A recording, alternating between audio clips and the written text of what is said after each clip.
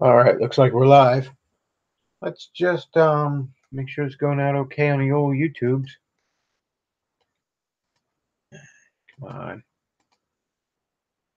Come on. All right, sounds all right. Okay. Ugh. So Forney had a good episode of the Matt Forney Show. Okay. Oh, pardon me. Long week. Um, he was talking about the school shooting in an angle not that many people are talking about. Um, the absolute hellhole that schools are that lead to this. It's cliche to say, but the bullying. These half these kids that are running around, you know, wanting to take your guns away and whining about being attention whores about the school shooting. It was an article in the Ralph Report that one of them was on social media bullying this kid. Now it doesn't make it right, but um, I mean these places were hellholes when I was in there. That was 15 years ago. I graduated. I mean, I can't imagine 15 years of additional cultural decay has done it any favors.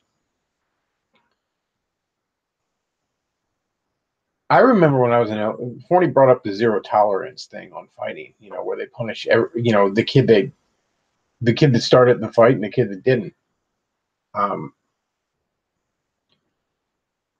I remember when I was in elementary school. This probably right when this stuff first came about, the zero tolerance shit.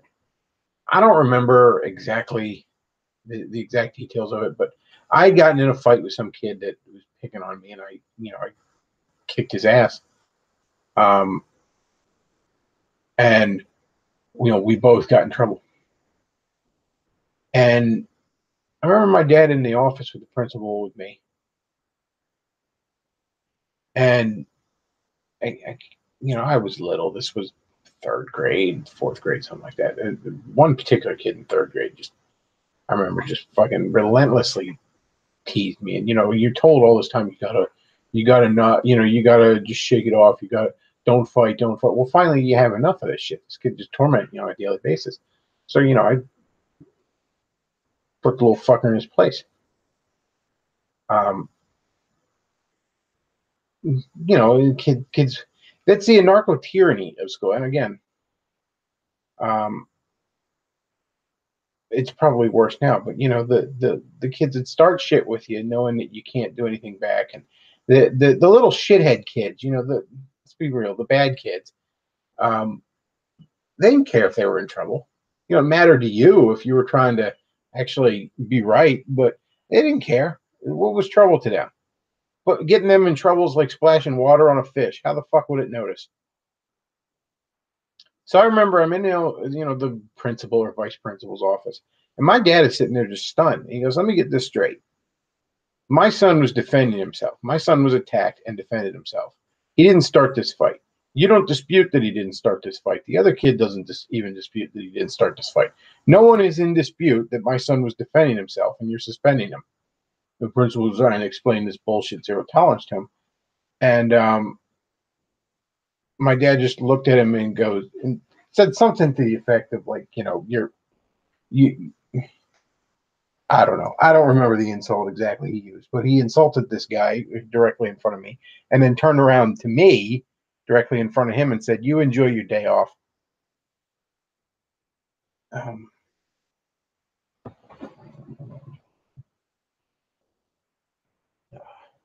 Hard. You brought a stick in here. I'll have to vacuum this floor. But yeah, the zero tolerance thing is bullshit. Pardon me, I'm moving away from the mic, folks. Sorry if I sound like I'm a million miles away. But yeah, the zero tolerance thing is bullshit. The dog brought a stick in here, made a fucking mess. And I remember shortly before I moved up to PA, it was not a majority black school I was going to, but probably 20 to 30% black. And there were some of the hood rat kids that, I mean, it was true in narco tyranny. They didn't care if they got in trouble. They were always fucking in trouble. Um, So yeah, it was madness. Now that kind of environment, kid doesn't have a good home life. Maybe he doesn't know what the fuck to do with his future, and you add that on top of it, he's gonna feel desperate. He's gonna snap. Um, it's basically inevitable, and everybody wants to blame something else. Nobody wants to address the real issue because, oh, we're gonna blame the violent video games, and even Trump's getting up on that. I'm not happy with Trump's response to this whole fucking situation. Um, but even Trump getting up on the violent video game shit, and then oh, the guns made him do it. Fuck all that. You know, it really is. Homeschool or die. I mean, there's nothing else. There's nothing else to it. I wouldn't trust. First of all, the public school is run by incompetent fucking buffoons anymore that want to indoctrinate your children into all sorts of absolutely evil, heinous shit. And yeah, not all of them. I know there's good public school teachers. Don't get on my ass about that. But the system isn't designed for there to be good public school system teachers. Let me put it that way. The system itself is systemically broken, I should say. Um, I I wouldn't trust these incompetent, often malicious buffoons to water my fucking houseplants, let alone care for and educate a child of mine. And then you combine it with the fucking Lord of the Flies situation going on there. Somebody says in the comments here in the chat, honestly, you can just get a GED at 16 and call it quits. If I had it to do all over again, I would have. I had this in my head that the GED had some sort of stigma at jobs. They don't care. As long as you have a high school diploma or equivalent, they don't care. Unless it's a job that wants college, obviously, in which you got to go to college. But most of those aren't. They're often not jobs worth having, anyways. You're better off getting a GED, going to trade school. That's what I'd do if I had to do it all over again. I would have walked out there the day I was legally allowed, gotten my GED. I guarantee it wouldn't have taken me more than 2 fucking times tops to pass that test. And that's if I'm nervous and I bomb the first one. And then get the GED and be done with it. Hell, I often joke, if I could do it all over again, I would have gotten the GED and gone back to school for a couple of days just so I could walk out in the middle of class one day. Just loudly push my chair away from my desk and just start walking out without even looking at the teacher. Excuse me, where are you going? Just don't say a word. Just fucking walk out the door. Like you're in a trance. Just freak them the fuck out. Have some fun with it.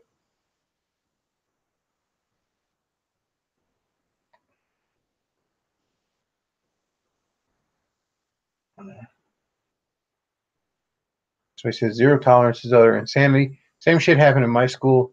It imbued in me a deep and lifelong hatred of authority, distrust and hatred of authority. Um, yeah, it's probably a big reason I have such a distaste for authority. Yeah. Well, yeah, don't send kids to public schools. It's disgraceful. Absolutely disgraceful.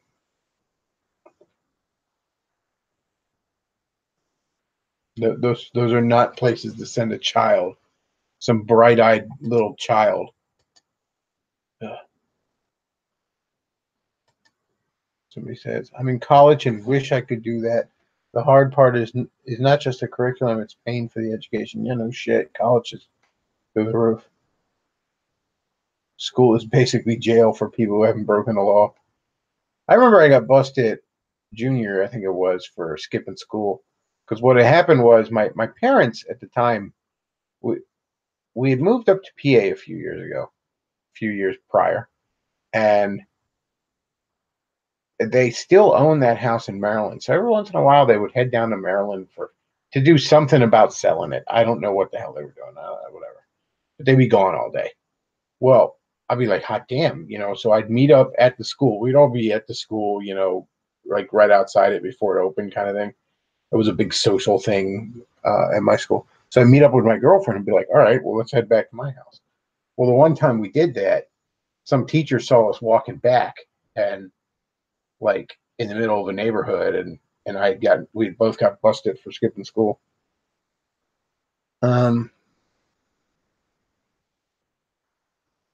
Bechtloff seems a lot more relaxed when he's talking solo. I'd say I'm just kind of tired today. Um,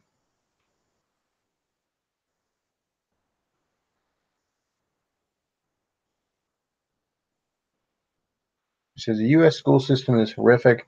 I have a teacher in my family, and the shit they could tell you would fill you with hatred and disgust, no doubt. Actually, getting back to that, so I remember when I got called in the office, and they're like, oh, you were skipping school yesterday. I'm like, no, I was sick. Well, the teacher said she saw you walking home. I'm like, she's mistaken. Like I'm just looking deadpan at him, and he's like, yeah, I don't think so. You know, I'm not gonna say her name, but my girlfriend, she already confessed. I'm like, oh, okay, whatever. Oh, we're gonna give you a day of suspension. And I shouldn't have said it because it kind of fucked me over. But being a hot-headed young teenager, I couldn't hide my disgust for how stupid that was. So I looked at him and said, "Let me get this straight. You're mad that I didn't show up to school, so my punishment is I can't come to school." And he's like, "Oh, that's fine. If you want to be that way, I'll make it in-school suspension. Oh, I'll trade it. I'll change it for Miss her last name, my girlfriend's last name. I'm not gonna name names on this show, but you get the point." Um, but we even in school suspension, oh, I had to sit in this room all day, and be quiet. Oh, whoopee jack shit. I brought a book to read. It was no big deal. My girlfriend and I swapped notes all fucking day. It was kind of a nice day. Um, he says out the Breakfast Club in the Bechtloff Club.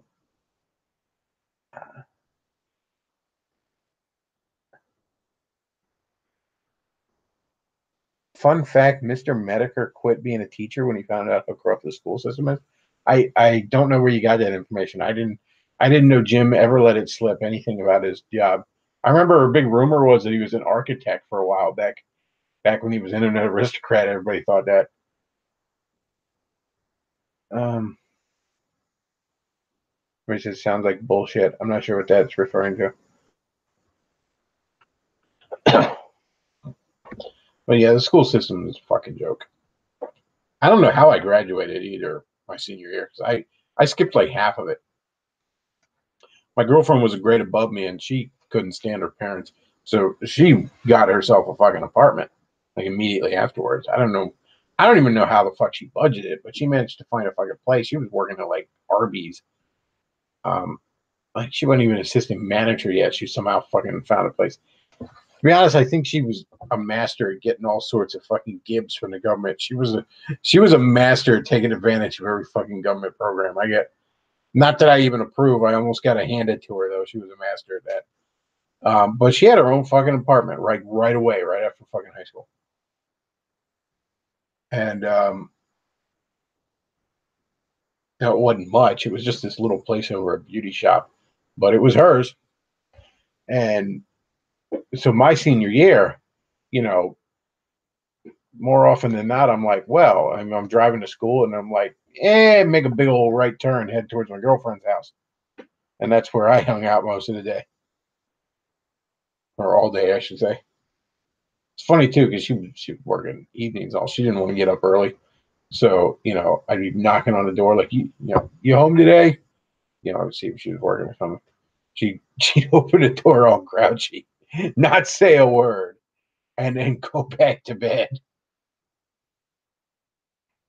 I'd lay down next to her, and after like I'm awake because I was driving, I was heading to school.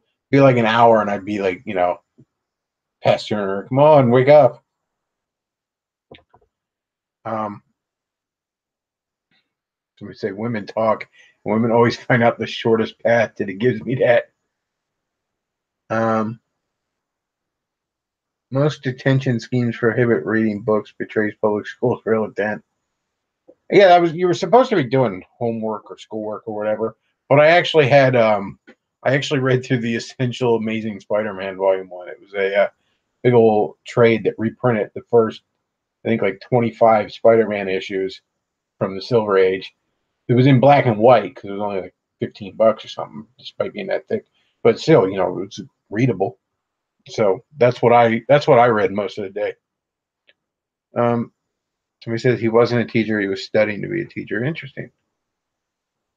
Mr. Medical, I guess you're talking about. Um,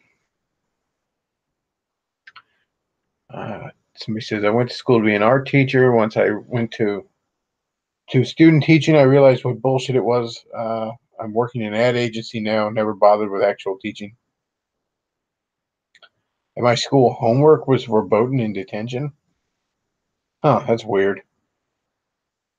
Or maybe it's, I don't know, maybe mine was weird, but they wanted you to do schoolwork in there.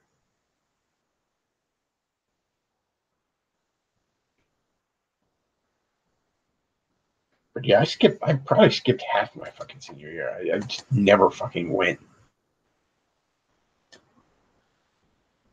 It actually got so bad that I finally reached a point where somebody called me, like somebody called the house about my skipping school once. Um, I think I think I answered it and pretended to be my dad or something like that. I don't think they even noticed because they were so fucking stupid. But it was towards the end of the school year. Because I remember I actually called off. I graduated in '02, and it was right when the Spider-Man movie came out, which was a big deal to me, big Spider-Man fan. And and my dad was even cool with it. He didn't know how much I had skipped already, but I had said to him, like, you know, it's a big deal to me. I just want to go see this movie day it comes out. I didn't even know midnight showings were a thing at the time. So I just saw the earliest showing in the morning, which I think was like 10:30. Um, but you know, it was like because again, I didn't know midnight showings even existed. So I was like, you know, it's a big deal to me. I want to see the first showing. And he's like, yeah, it's fine, whatever. Um, but I remember, you know, yeah, and they called the house. Um,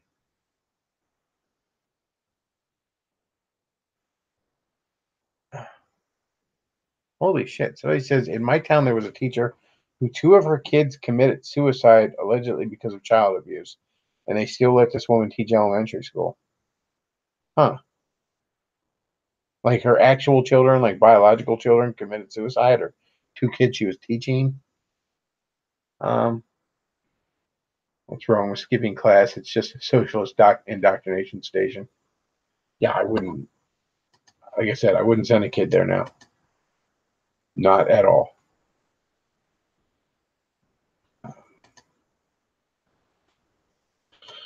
If anybody wants to call in, now would be the time. Go ahead and send a message on Skype. Um, Somebody has wanted to call in for a little while, and he keeps missing it. So, and he messaged me on Skype before, so I'll send him one first if he's on.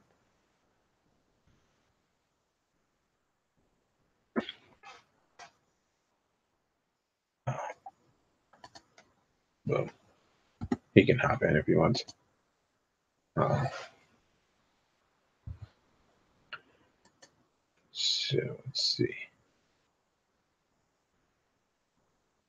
He says, Bechtloff, what was the story about you getting suspended and your dad telling you to enjoy your vacation? Oh, that's when I was in elementary school. I'd gotten in a fight with some kid who had started it, and the kid admitted he started it. The teacher knew the kid started it. Nobody disputed that I was defending myself, and they were still going to suspend me.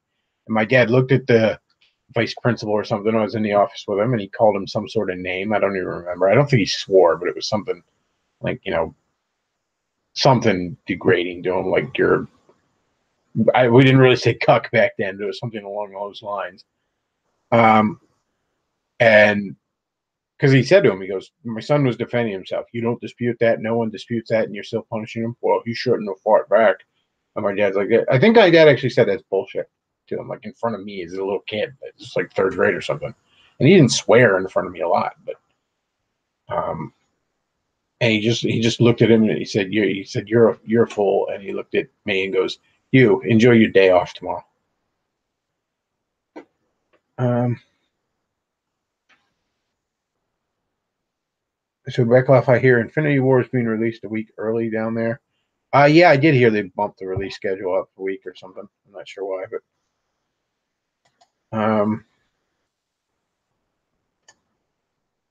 let's see. Like I said, anybody wants to call in, that would be a time. Let's see.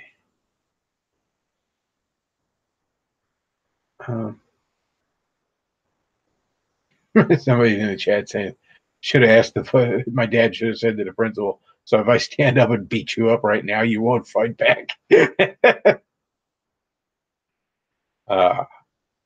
see. Collaboration Media wants to call. I'll give him a link. See what's up with him.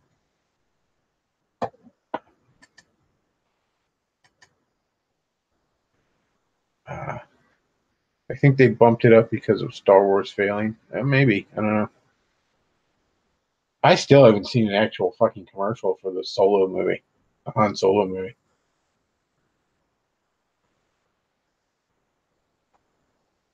I mean, not that I give a shit and want to see it, but it's interesting that it's coming out not too far from now, and I haven't seen it advertised. So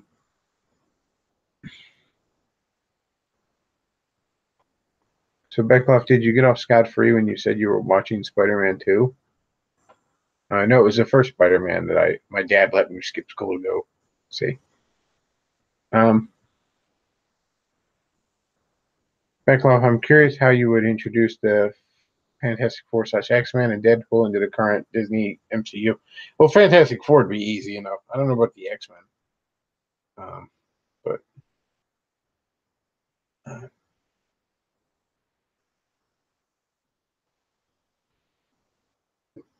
saw the obituary for the Solo movie. It said. Hello. Hello. What's going on, callers? We got 2 callers in here. Hello. Yeah. How you doing, man? Can you hear me? I can hear you. I think that would be a no. Let me come back. Okay. I can hear you. So car trail, what's on your mind? Oh, yeah. I was talking with Artistic Layman one day. I was basically talking about how they're going to make like a new She-Ra cartoon on like Netflix, and it's going to be a shit show. Probably. I mean, yeah, they got like this girl named, I forgot her last name, like Noelle Anderson or something. She did like this lesbian comic book called Lumberjanes, and she believes in feminism and girl power and all that crap. Well, that just sounds terrible. And she's probably, because She-Ra was like a cartoon. It was basically just a girl with big boobs swinging a sword. That was basically it. It was just girl He-Man, basically. And I assure you, there was no phallic imagery at all.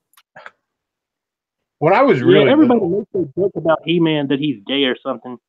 Oh, He-Man is extremely gay. Not He-Man the character himself, but all of the names. Meaty Orbs. When I was a little kid, I loved He-Man, like really, really little. I think it was like 3, 4, and 5, and then the Ninja Turtles came out, and He-Man was old news. But I loved He-Man when I was a kid. And when I was really little, I mean like 3, I used to call She-Ra She-Man. Yeah, sounds about right. I mean, I grew up during the Renaissance age of animation, so I grew up on stuff like Ren and Stimpy and Beavis and Butthead. But yeah, I'm sure a She-Ra show, especially nowadays, would suck ass. I grew up on all the Tartakovsky animations like Daxter's Lab, Samurai Jack. That's all. Yeah, I mean, I was watching Ren and Stimpy last night, and I was thinking about how influential the show was. Yeah, I never really watched a lot of Ren. I've watched some of it as a kid. Like the original 3 Nicktoons, I never cared for. Rugrats, I always thought was shit. Rugrats was shit. Doug was just insanely boring. I mean, to be honest, I'm gonna defend Doug. It was decent. I mean, it wasn't. Dude. It's just so fucking boring. I remember the only cartoon I really changed my mind on was what was the football head? Hey Arnold. I thought that show was boring as shit as a kid, but now looking at it, I'm like, this has a lot of real charm, especially the guy's bedroom. Holy shit, Arnold's bedroom is the sexiest thing ever. I want that bedroom. Yeah, well, I never really watched that, but the one I really liked from Nickelodeon was Rocko's Modern Life.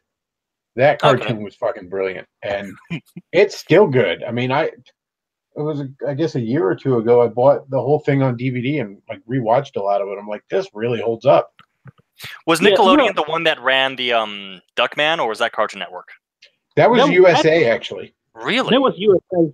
They actually used to run it right after the Weird Science show, which was really good too. I loved both of those. Man, I love both those.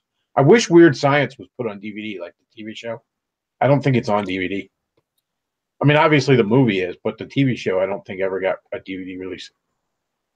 Yeah, Nickelodeon kind of has a bad reputation when it comes to canceling TV shows. They canceled Invader Zim.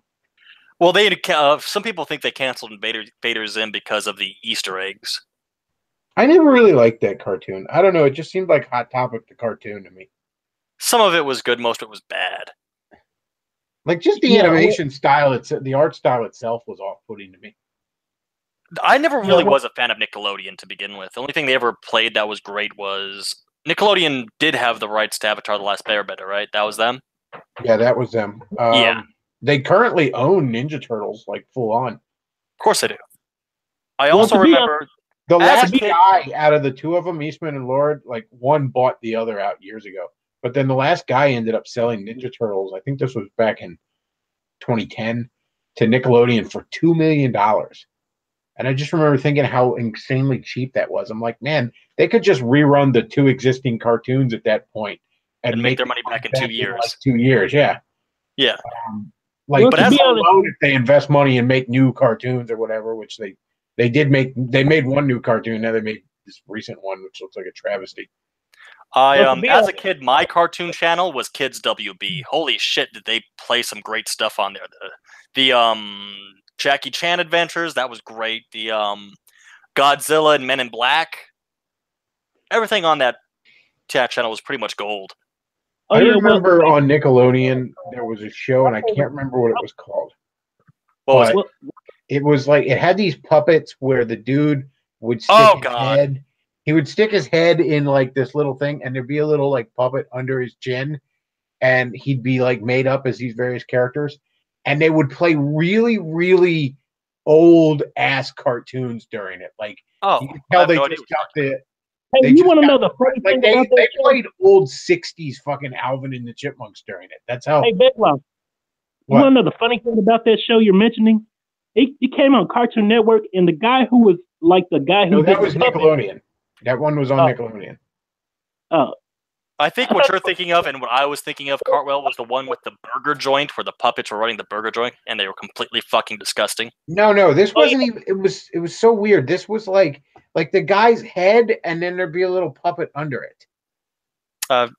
For the body. Wienerville. That's what the fuck it was called. Well, to be honest, I was more of a Cartoon Network person when I was a kid. Me too. After Kids WB ceased to exist. I mean, I watched Kids Next Door, Courage the Cowardly Dog, and Samurai Jack when I was a kid. Oh, absolutely. Courage the Cowardly Dog is still my jam. It almost got a reboot a couple years ago. Almost. But what's I used to like when they had like the, groovies on like when they would do like music videos between, TV shows. I'm on the phone. Oh, Kids WB also had, what was it? The Animaniacs. So, of course, I love Kids WB. Yeah, that was originally on Fox, though. Yeah, it was. Yeah. And another thought I had is that, lately I've been watching reruns of Married with Children, and I'm like, man, this show could never be on TV today. Oh, the father has such chrome-plated balls sometimes. His fat jokes are great. I just recently watched a compilation of all of his fat jokes. Him insulting fat bitches. There's one where he said something to this fat chick, and she's like, "How dare you say that to my face?" Well, I'd say it to your back. I don't have enough gas in my car. Yeah, he says, "I'd say it behind your back, but my car's only got a half a tank of gas." Fucking Yeah, I mean, fantastic. yeah, he was. I mean, the show was just ruthless. You know, a lot of people don't realize how influential it was.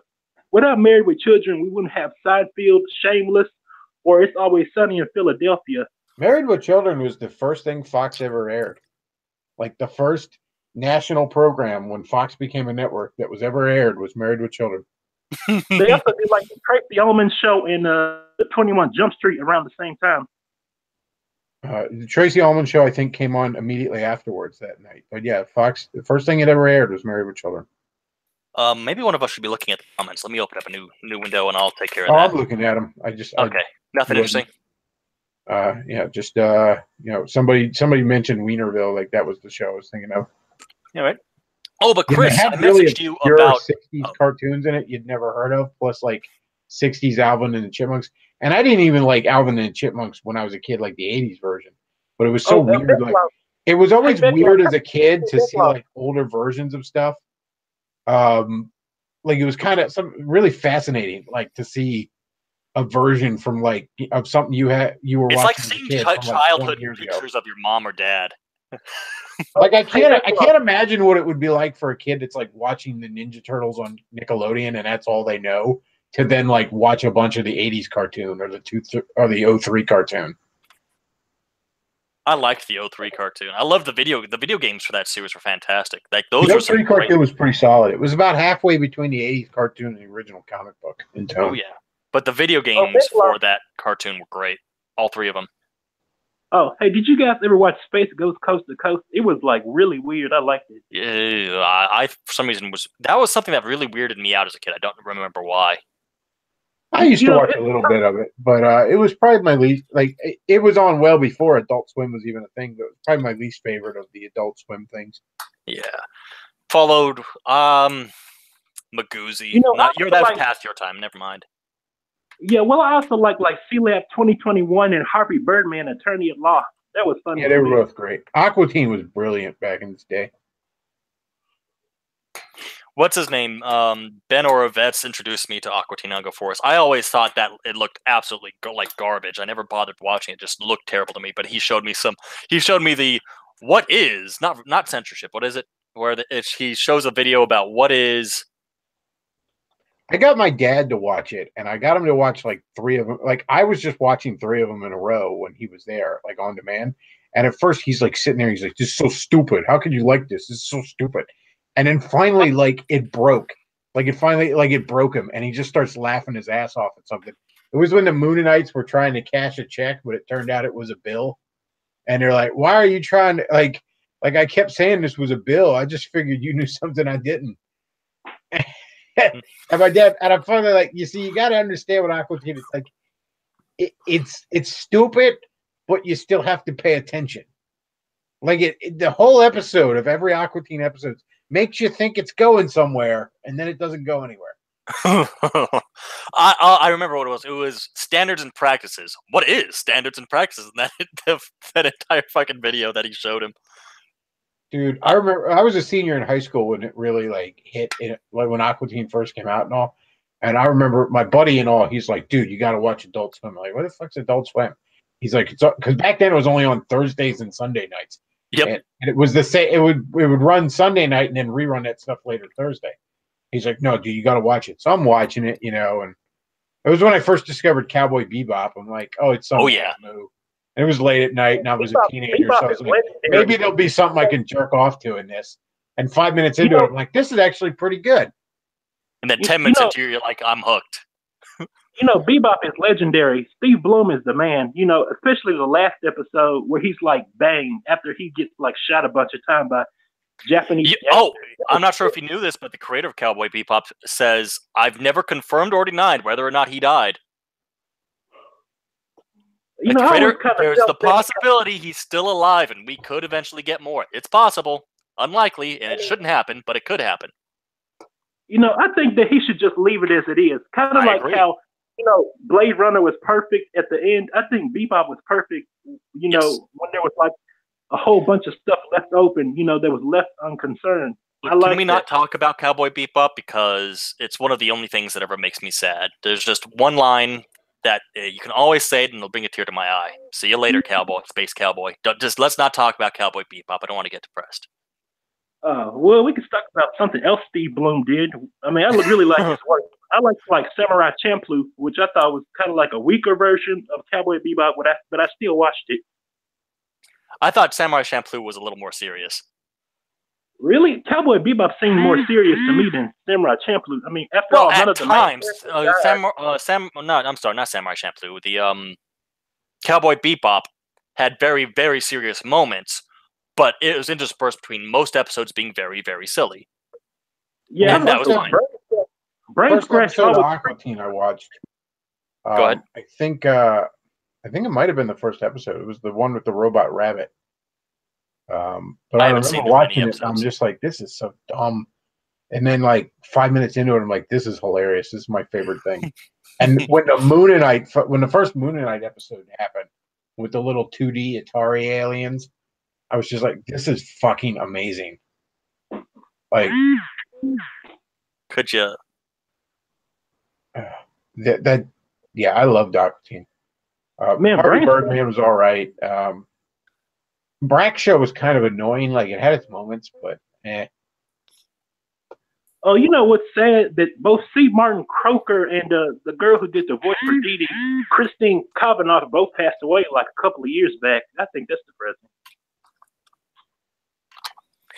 Chris, I sent you a message about how much it would cost to pay you to put all your videos into playlists so I could download them and put them somewhere before the YouTube Nazis get you. What do you mean, how much it would cost? Like, to pay you to take the time to put every single video into a playlist by season, just 25 videos or less each, so that I could download them. Because 4K Video Downloader, which is a free software, you can download YouTube playlists up to 25 videos long. Oh, I don't know, man. I'd have to... Shit, I'm not even sure how many videos I have. I mean, these past few months, I've been streaming constantly. Well, if you could just back it up and sell them like Aaron Clary does. Somebody fucking mirrored my earliest podcast. I saw this I don't remember. I think I was bored one time and I was searching my name on YouTube, see if anybody was making like response videos to me or something, because I figured, I needed something. I needed some more material for a show, and I was like, maybe somebody is out there calling me a faggot, and I can fight with them. That should be some drama. So I'm searching, and I'm like, what that? Somebody's mirror, and then I go to this guy's channel, and he just mirrored a bunch of my fucking podcasts, like early podcasts, back when it was a fucking podcast, and I actually took the time to pre-record it and put up a fucking cover picture for it and all. Like, I didn't even know what live streaming was at the time. And I mean, there's shit. I don't even suggest listening to them. But I just thought I was actually flattered. Somebody, liked them enough to fucking mirror them. If I shut down the channel, there'll be little bits of it still left. Yeah, I'd like you to, or if you could do the Aaron Clary thing. He sells like collections of his podcasts. I actually bought one from him, just a thumb drive full of his podcasts. Oh, you know what? He mentioned me in his last podcast. I didn't get a chance to listen to the whole thing, but he was joking that he had a little shot across the bow, so I got to listen to that. All right. Go ahead, freaked me out. What's this? I said, you know what episode of Bebop really freaked me out? Oh, I don't know. I haven't seen that many of them, to be honest.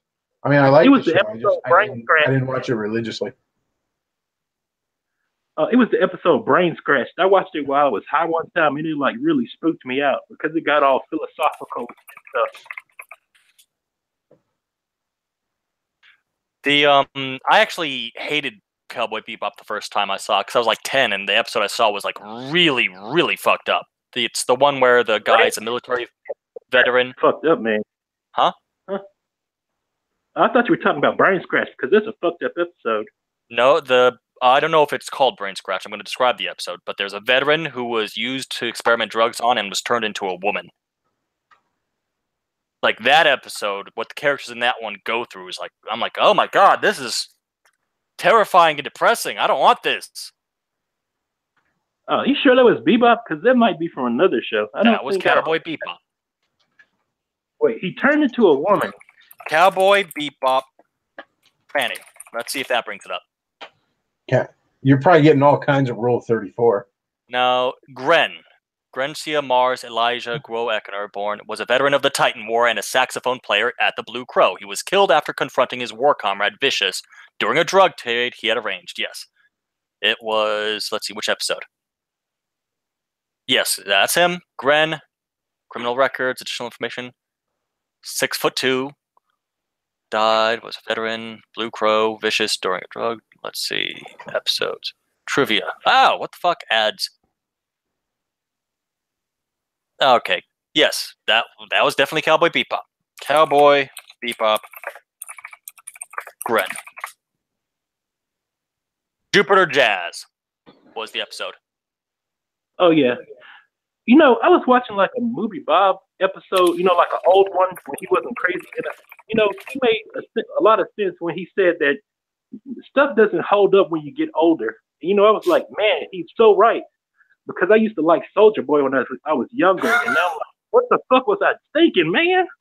I'm like, I'm often amazed at what does and doesn't hold up. Like when I go back and watch, say, cartoons that I watched as a kid, it's very interesting to see the ones that do hold up still and the ones that don't. Like, yeah, like, there was this guy. His name is Mysterious Mr. Enter, and he was talking about how the cartoon Rocket Power doesn't hold up, you know, with all the lingo and the fact that all the characters are into extreme sports and everything. Hated that show, but go on. And he said how the show is basically made to pander to the extreme sports craze in the late 90s. Yep. Which it basically was. I mean, even the creators admitted it, that they made the show just to, you know, get kids who are into extreme sports to, like, watch the show. Yeah. Right, and it guys, was pointless because kids who play extreme sports would rather be going out and playing extreme sports. I'm going to bring in another caller, so I'm going to let you guys go. Any last thoughts? I'd like to come on sometime and bitch about Breath of the Wild. Bitch about it? Yep, I don't like the game. Well, I like the game less the more I play it. Yep, and I'd like to talk about why sometime. Well, I might have to have you on to do that. I have a few complaints about it, and my biggest complaints, and I've done a lot in it, but I haven't really done that much of the story modes. Like I've kind of started the Divine Beast, you know, but I have kind of missions, but I haven't gotten into any of them yet. You know what I mean? Right. But the two complaints I have, I think the enemies get too samey. Yep. There's not enough variety in the enemies. And I think the weapon breaking system, while it's not a bad idea, it's poorly implemented. Weapons break too fucking much. Too easily, too quickly. You know, absolutely. I get it early in the game when you're using sticks and chunks of rust and shit. But when you get some high-end fucking Goron or Gerudo fucking made weapon and then it breaks, 10 minutes later, that's ridiculous. Yeah. And the lack of inventory is kind of bullshit too, but I get you're supposed to get all the Korok seeds to upgrade it. You can upgrade the inventory, but the weapon breaking thing, when you get a really good weapon, it's like heartbreaking, when it goes. Yep, absolutely. But I have so many more complaints than that, and we'll talk about that later, man. All right, man. I'll talk to you both later. Thanks for hopping in. You too. All right. Thanks for doing the live stream. Yep. All right. And all right, looks like Forney wants to hop in. I'll bring Forney in. Chat for a bit. Probably wrap this up.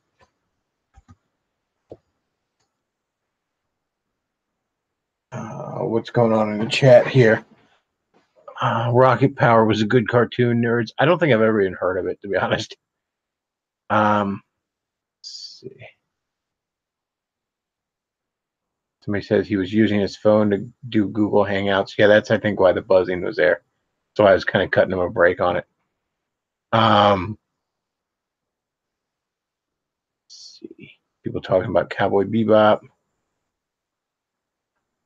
Adult Swim revived Family Guy from dying. Yeah, that was kind of interesting. A show had been canceled for 3 years, and reruns of it on Adult Swim got people to care about it again. Or for the first time, really. There's a lot of people who discovered Family Guy through reruns on Adult Swim. Hey, Forney, what's going on? And we got a silent Matt Forney here. Fuck. Hold on. Can you hear me now? Yep. It was a moment of silence for Andy Worski's channel. I don't know. And for his career. No, the cable was coming out of the back of my microphone, so I don't know. Great great podcast you did on the bullying thing. I got to listen to that at work actually. Yeah, thanks, man. It was something I really wanted to get off my chest. Hopefully, I won't get banned for it. Yeah. Thankfully, no one ever. I always said that no one seems to notice me, but it did floor me that I got thrown off Twitter. Well, in that case, it was because you tweeted about the socialists who were following you. Yeah, that's true. Now, I want to talk about the horror known as fuck. Lost my phone. Oh, no. Well, that is horrible. But I want to talk about the horror known as IKEA. Okay. Oh yeah, I saw on Facebook you're all like, "This is Bugman heaven." I've never been to IKEA. I've never gotten any IKEA furniture. I bought it. Like I have a really nice chair. I bought at Ollie's that no one wanted because it's this weird army green color everyone hates. I got some furniture from Target. Like I'm pretty cheap with my furniture, but I've never been to IKEA. Yeah, I've never been to an IKEA either. And all the furniture in my apartment is IKEA furniture, but it's not mine. This was a furnished apartment. But I had to go there today because I'm looking for a toiletry bag. The little bag you keep your toothbrush and stuff in when you're traveling, because mine's all hoof. And I just use a Ziploc bag each time. I can't do that anymore. I'm a rich man. I am a goddamn American. I must impress the peasants here with my wealth. Forney's obviously making more ducats than me. Yes. So I brush my teeth with a stick and a pine cone. Nah. I went to Tesco yesterday, and Tesco is supposed to be the European Walmart, but they didn't have toiletry bags. They had luggage, but no toiletry bags. So I went down to IKEA because I know IKEA is going to have something like that. I mean, it has to, right? It's fucking IKEA. It has a restaurant built in.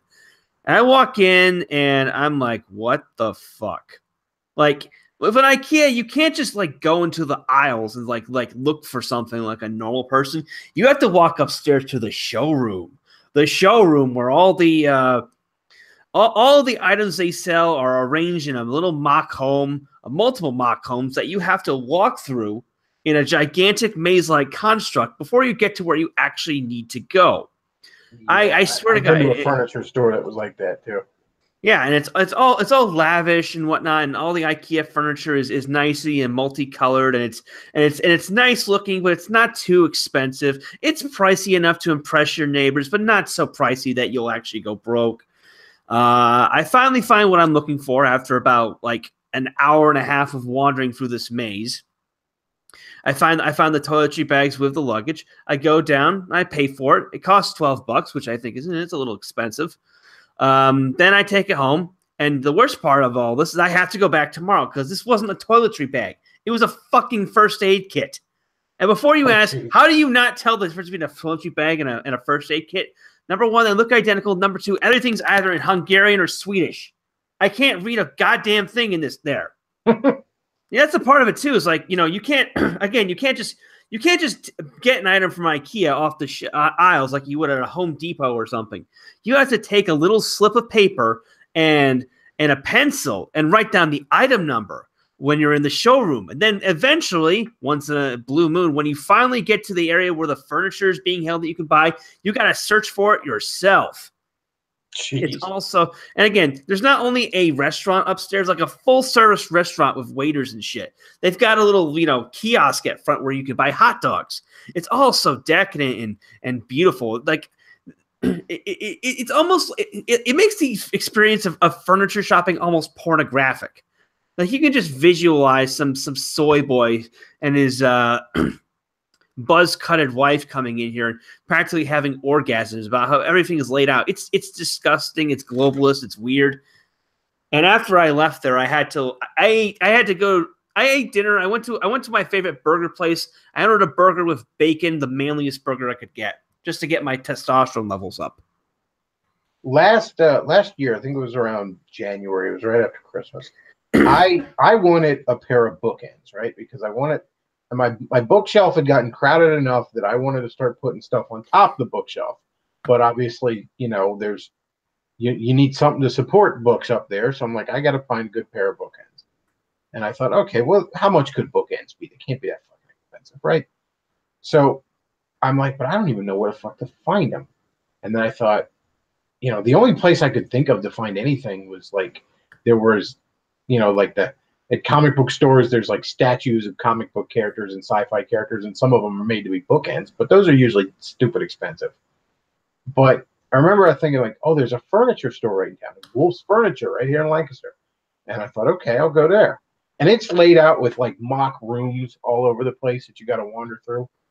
And I said to the girl, I'm like, do you have bookends by chance? And she's like, what? Bookshelf? I'm like, no, bookends, like to hold bookshelf. She goes, oh, well, check the library section. I'm like, okay, whatever. I go in there, and the cheapest fucking ones I found were $95. I'm like, you're out of your fucking mind. Like, it's a brick, basically. It's a fancy looking brick that holds the books in place. Yeah, that's IKEA for you. Normally, when I shop for furniture, I in the past I would either get stuff off of Craigslist or I would go to a local store or something. But I actually had a friend of mine that does woodworking make me 2 Zelda themed bookends that have little amiibo holders, and he charged me $50. Oh, that sounds great. Made them. Yeah. He made them. In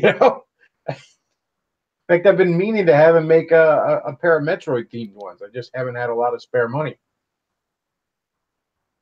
Yeah, I mean, yeah, it's like it's just creepy. I mean, I don't understand how people just like derive just sexual pleasure and pleasure in general from just mindless consumerism. That's the Bugman ethos right there. Like it's a really degraded form of he who dies with the most toys wins. It's like, oh my God, my iPhone. Oh my God, my new Barca Lounger. Oh my God, this kind of reminds me of it. It's almost like it's attempting to replace the mall. Because you remember, I mean, you might even be a touch too young, but back in the 80s and 90s, like the mall wasn't just a place to shop. It was just sort of the town square, as it were. It was the town bazaar. It was Main Street with a roof over it. People hung out at the mall. People, they sat around. They had lunch at the mall. There was a social aspect of it. And it almost sounds like IKEA's trying to replace that, like to give you that feeling without the actual social aspect of it. Well, yeah, there's no socialization going on in fucking IKEA. But they're trying to make it feel like that again. It's actual substance behind it. Yeah, I mean, Hungary and Eastern Europe in general is a place where mall culture is alive and well. I mean, there's 2 really nice malls within walking distance of where I live. I mean, they're not as nice as the malls in the Philippines, which are probably the best malls in the world, but they're still pretty nice. And you still actually still people at these malls, couples holding hands, teenagers hanging out. It's nice. It's nice. I remember, it was a couple of years ago when I started really talking about how the death of the mall made me sad, and Clary would get on my ass about, oh, the mall sucks. What do you care about the mall? It's just, I mean, I love Clary. He's a buddy of mine, but he's so much of a numbers guy. He's almost autistic at times. He's talking about like, well, you could just buy stuff on Amazon, the stuff you want. I'm like, yeah, but the mall wasn't just a place to go buy stuff. Yeah, you did buy stuff there, but that wasn't the entire point of going. It was a place to go and something to do.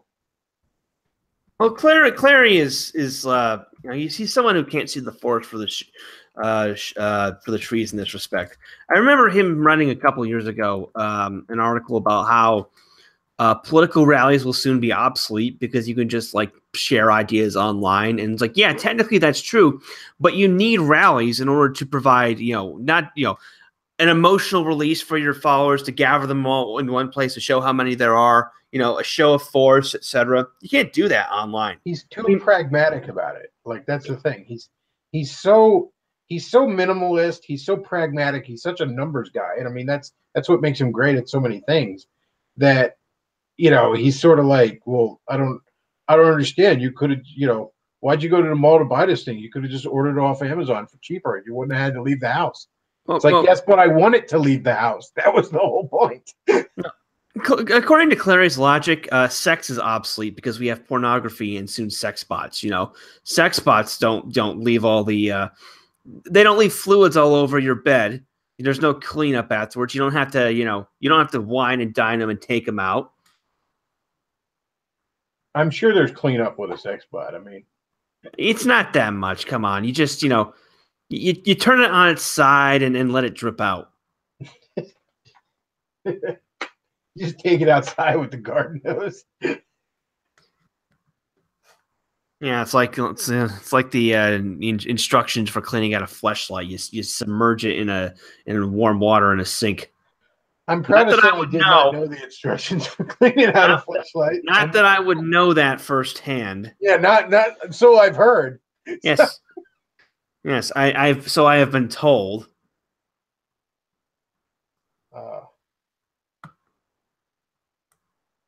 Oh man.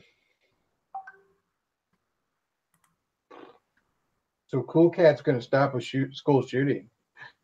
Isn't that great?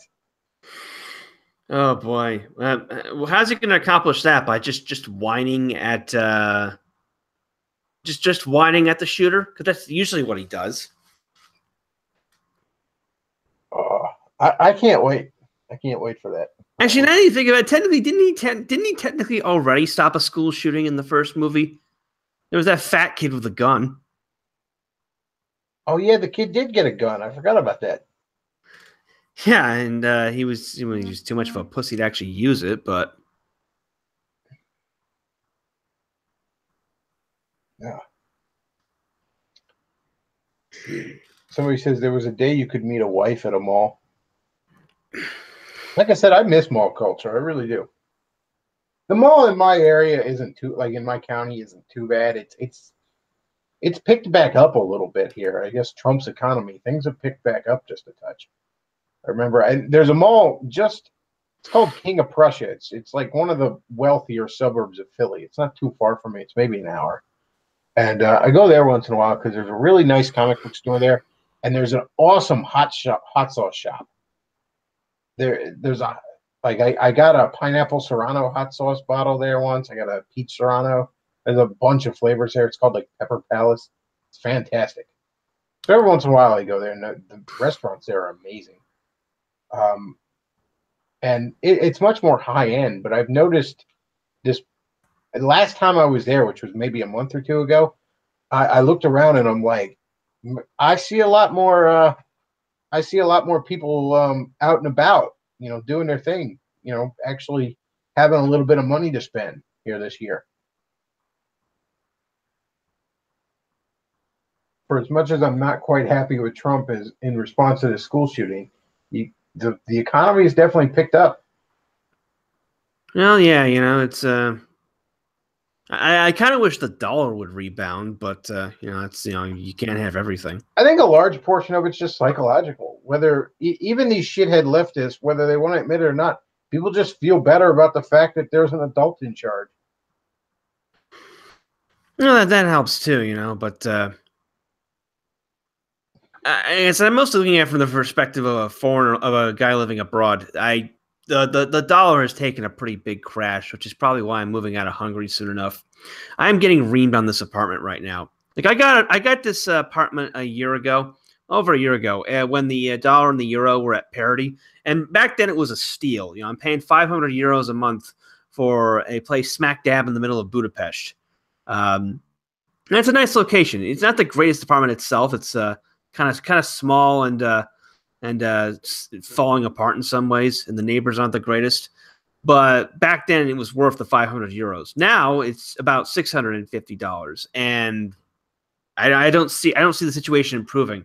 Right now, the exchange rate's kind of stabilized, but I wish Trump would do something about that. I don't even know how the hell. I mean, really, I think that the dollar hasn't crashed is nothing short of a miracle. I think it's in part some kind of manipulation. I mean, because the dollar's falling against the euro. The euro is not a stable investment. Okay, the euro value fell off a cliff about 4 or 5 years ago with the whole Greece thing, and it never really recovered. Anyone who would invest in the euro at this stage is just a fucking moron.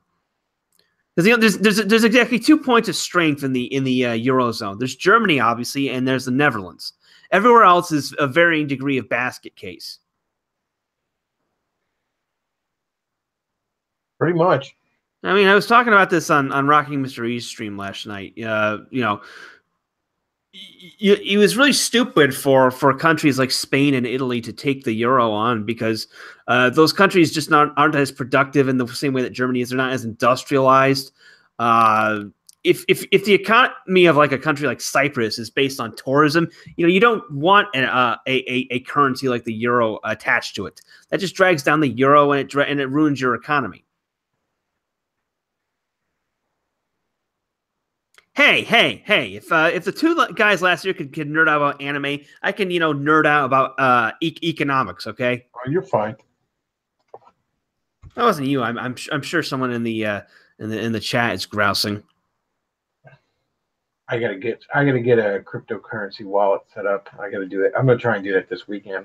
Maybe even have it ready for the Saturday show in case somebody wants to donate. Yeah, perfect time. You enjoy the show, folks, and I don't know why you'd enjoy this one. This one kind of sucks.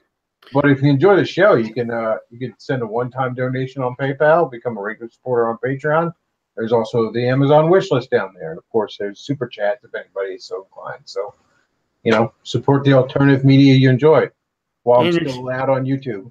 Yeah, you're choosing the right time to get involved in cryptocurrency. Price of Bitcoin is on the way up again. Oh, of course it is. Until it goes down again. Nah, it'll be fine. What's on your mind there, caller? Well, you guys are talking about why people are so obsessed with consumerism. And honestly, I think generally it's just because I think people are just too lazy to pick up hobbies anymore. And for example, depending on what you're doing, but I don't think you can generally say being a fan of Star Wars, for example, I don't think that's really a hobby. Like when I would call being a fan of something a hobby if there's like a collecting aspect to it. And what I mean by that isn't just you go to the mall or you go to Target and you buy whatever new thing started out. I mean the kind of guys that really look for shit. They go to maybe cons or old vintage stores, or they try and find good deals on eBay.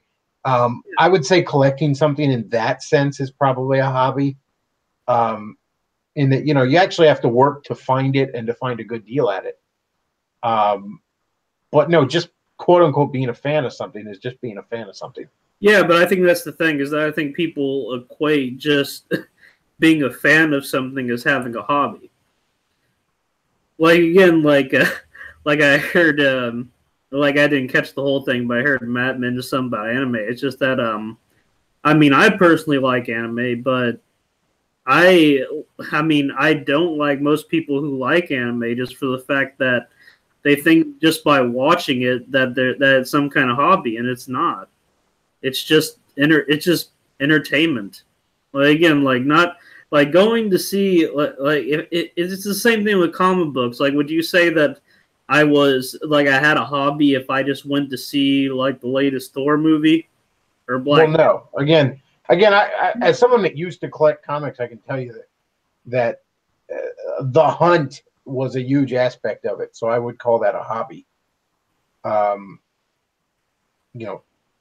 There were plenty of times that I could have ordered issues online I was looking for, but I preferred to just keep my eye out on all the comic book stores in the area because that was just more fucking fun. It was more fun to find it than and there were times that I really wanted to read something and I just ordered it online. Generally, because you're only buying a couple of comics at a time, so you get reamed on shipping. Yeah, but my bigger point of it, I feel like it's like people. I guess what I'm saying is that people see hobbies nowadays. I feel like how the how the main character of the Fight Club movie saw things. Is like, look, I have the yin yang tabletop, I have the blah blah blah sofa, I have this and I have that, and they don't really gain anything out of it internally. Like, for example, I mean, I'll tell you, like, two of my just hobbies besides anything else are whittling and fishing. And I picked up one of those, like, from being in Boy Scouts, and another one from my uncles and my dad. They both, and my dad's friend, they, like, all of them love fishing. And so, just as a kid, like, I grew to love it. And, and I've also had relatives that like hunting. And I mean, I'm not a hunter myself, but, it's just another hobby. It's just that I feel like a lot of people my age and younger just don't have those kind of influences in their lives. Like, they don't have anybody like having like again, like I see what you're saying when you're talking about collecting something, but I don't think it has the same kind of utility as, I don't know, something like fishing or hunting or something like well, that. I didn't say that utility. I said, I mean, I think it counts as a hobby because it's something you do. That's the difference. I don't consider, somebody who just watches fucking anime or watches this or that movie series or whatever, who just likes something. That's not a hobby because it's just you liking something. Yeah. Collecting, I believe, is a hobby because, again, it's something you do. There's a hunt to it. Unless you just have stupid amounts of money and you just buy you just buy a shit ton of stuff or what. No, when you're actually trying to, especially if you're trying to collect on a budget, that's a hobby. That's something you do. Yeah, I guess even video games are a hobby because it's something you do. It's not just passive. It's not necessarily the most productive hobby, but it's a hobby nonetheless. Yeah, I agree. I mean, but no, a lot of people don't actually have any kind of fucking hobby. They don't have anything they do for fun. They have things they might watch for fun. Things they like, but they don't have the things they do. Yeah. They don't have something they actually do for fun. I mean, hell, even old gaming. I mean, I'm into all this retro gaming and shit. I learned how to take apart Game Boy games so I could replace the battery on them. Old ass Game Boy games. I practiced on my Tetris card because, those are practically worthless. But that way I could change the battery in certain games and, basically give them another 20 years worth of life. Yeah, and I know a lot of the times it's considered pretty cringy, but I mean, to me, it's a lot. To me, it's a lot more productive of a hobby to, I don't know, write fan fiction for something like Star Wars than just being like a 30-year-old guy waving a fake lightsaber around. Don't write fan fiction, Jesus. Yeah. Well, no, I'm just saying. I mean, at least it's something. Well, no, if you're just doing it as a creative outlet and you're just doing, then that's one thing. If you're being all fucking like, I'll say, like, you know what? A lot of times, a hobby isn't cringy in and of itself. It's how somebody approaches it. Mm-hmm. And I'm not even a big fan of fan fiction, but I can see how it's a creative outlet. I like a lot of fan art. I'll give that much. Yeah, I mean, I'll admit, fan fiction's most fan fiction's probably better than The Last Jedi. So. Well, I mean, like, I'll admit I wrote fan fiction for various things, but the thing is, I didn't publish it. I just did it. Like, I think that's the difference with fan fiction. I think it's, like, I see it as more of a writing exercise than something that you should publish on something. Because I think otherwise it's... But yeah, like you said, a lot of people just don't have fucking hobbies. They don't. They have identities they buy at Hot Topic. Yeah. No kidding. When I have the money and the time, I've been meaning to do it for a while, but I want to build one of those little arcade boxes with a RetroPie in it. And just download a bunch of old classic games into it. Have a couple hundred classic games into this thing. And I mean, they're easy enough to do. You can get the parts online. There's plenty of how-to guides online. I just haven't had both the time and money at the same time to do it. But I've been meaning to do that for a while, and Yeah, and And I started cooking during my neat time last year as a hobby, and basically just to save money and eat better, and it's very rewarding. I was surprised at how fun it is. Cooking's a great hobby. The best thing, like nowadays, you don't have to buy a cookbook or anything. You just go to Pinterest or something. You can find recipes for whatever you want. Well, that's pretty much what I use Pinterest for. But yeah, there's a site Delish that I follow on Facebook that posts tons of great recipes. Oh yeah, but there was actually another comic book related thing. I wanted to ask you. A lot of my buddies have been recommending me some of the new DC animated movies, which I'll admit, even considering what I'm about to say, they're 10 times better than any of the live action movies. Well, yeah, that's pretty low bar. Yeah, I haven't seen a ton of them, but generally speaking, the DC animated movies have been pretty solid. Yeah. I mean, going back like 10 years, DC animated movies have been pretty solid. It was something like 08 or 09, I think it was. Or maybe it was even like 06 that Marvel and DC started doing a lot of standalone animated movies. And Marvel's have always been pretty lackluster compared to DC, which is, I mean, now granted, the live action is completely inverse of that. But yeah, the DC animated movies are pretty solid. I recommend most of them. And there's a lot I haven't seen. But there's a bunch I want to see. Like, there's a new Gotham by Gaslight one, which is based off this old, like, alternate universe story where it's like Batman, but it's in the turn of the last century. And I think he's fighting Jack the Ripper or something. I think I've seen something like that. Like, he's hunting down Jack the Ripper.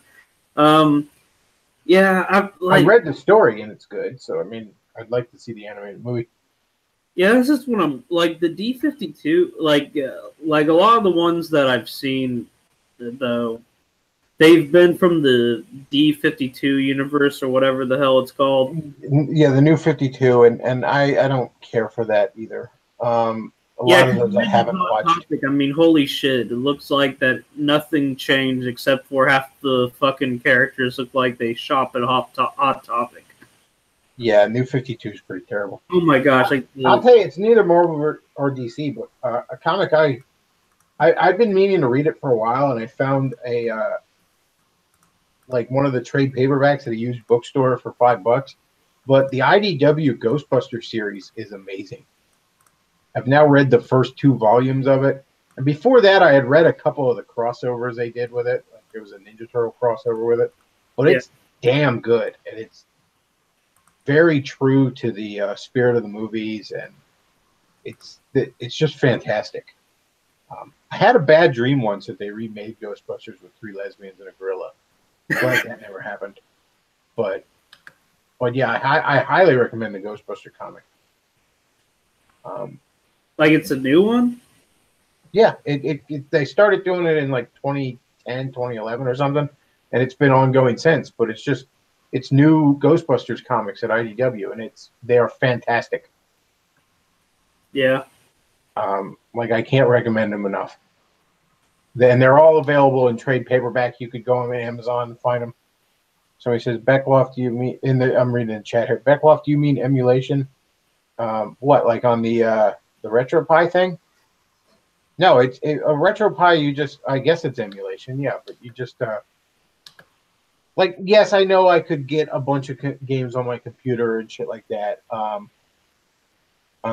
But I don't want to play them on my computer. I'd like to build a little arcade box that hooks up into a TV.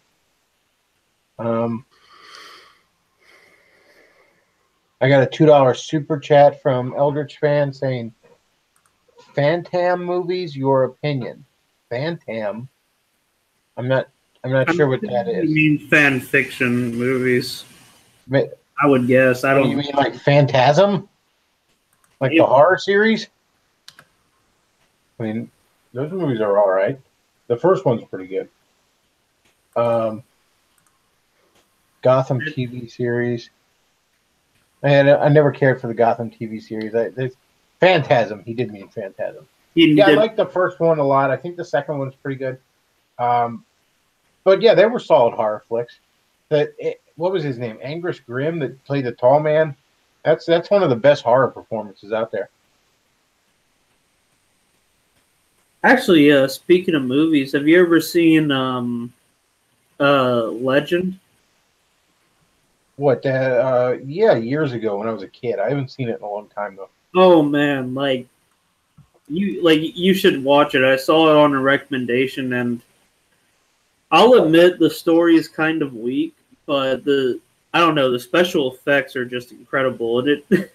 And Tim Curry basically plays Satan, and he's amazing in it. You ever see Willow? Yes. Oh yeah, I love Willow. Willow kicks ass. Like I would say, like Willow is I would say that Willow is really a better film adaptation of The Hobbit than the Hobbit trilogy. Well, it's much better. It's not a high bar. Yeah, I know. I don't know. A lot of people give the Hobbit trilogy shit. I thought it was all right. I saw the first one. I didn't even see the third one. After sitting through the second one, I was just like, I am done with this. This is just fucking terrible. It's terrible. It drug on so fucking much, and yet the one thing that I actually wouldn't have mind them spending more time on was when the Hobbit and the dragon were talking, because that was actually pretty interesting. And they seemed to just breeze by that because we needed to get from one stupid action set piece to another.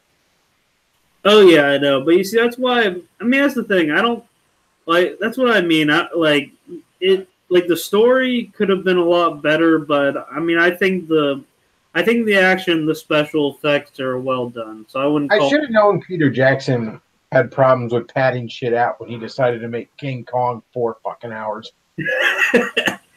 It's like that movie should be 90 minutes if you waste time. Yeah.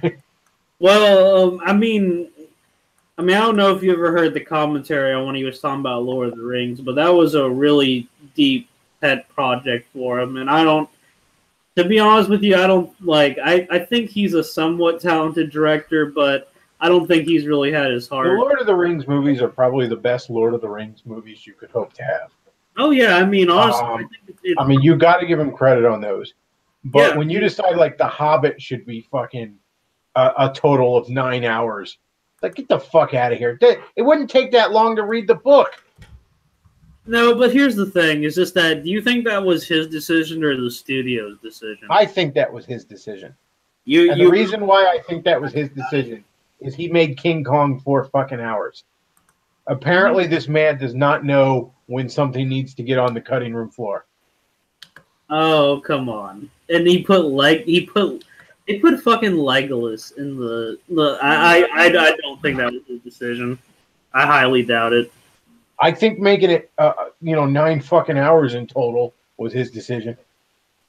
I think he'd have made it. I'll bet you the DVD of that shit is longer. Probably. Yeah, but I'll say this: I do have the Lord of the Rings box set, and I'm not ashamed of that. My buddy has the extended cuts, and he'll sit and marathon them sometimes. I'm like, you're fucking nuts, man. That's 12 hours. Yeah, I actually have the full extended cut, but I've never marathoned them. I'm pretty sure that's 14 hours or something. Or is it 12 hours or something? I don't know. I think the theatrical ones are a total of 9 hours. I think they were about 3 hours apiece. Yeah. Actually, no, the last one, actually a funny story. I think it's a total of 12 with the extended cuts. It might be 14. It wouldn't surprise me with him. Wouldn't surprise me if it was fucking 4 weeks. Yeah, because I'll tell you this, I know for a fact that the third one is the theatrical version is 3.5 hours. Oh, jeez. I remember because at the end, because the end's really drawn out and boring, I fell asleep because I was 14 or something. I hadn't read the book in forever. In fact, I don't even know if I read all the Lord of the Rings books when I was a kid. I remember reading The Hobbit and I liked it, but I don't think I liked the Lord of the Rings book that much. But again, I was a kid. Yeah. I wasn't. There was 14 endings at the end of the last Lord of the Rings movie, and I kept thinking we were done. And then it's I have to piss like a racehorse. How many fucking more endings you got here? Oh yeah, the book. like apparently the book's a lot like that too. Because like I don't know, that would be like that's what I would say would be the biggest problem with those books is that it's in this whole very like probably the most consistent fantasy universe. So there's a whole bunch of shit you got to wrap up. So even though the general story's over, like because my mom, she's a huge fan of the trilogy, and she told me that after Sauron's defeated, there's another like 120 pages or some crazy shit like that. Like it's nowhere near the end of the book. Good Lord. Yeah. All right. Well, I got another caller to bring in. So you got any closing thoughts there? No, I just think we kind of bored the shit out of Forney, and I'm sorry for that. Nah, I'm just distracted with something else. Yeah, Forney comes in and out. But I do that when I'm on his live streams. A lot of times when I'm on I think for like the first back during the 2016 election cycle when we were doing live streams, he was doing them way more often. Almost every time I was on Forney's live stream, I was playing a Kirby game. Like, and it ended up like by accident the first few times, and it became like a tradition. So every time I'm just sitting here with my 3DS playing a Kirby game.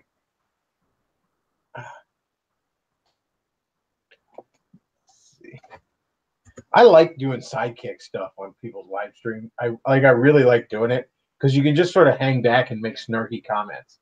It's a lot of fun. You can just really kill the room too.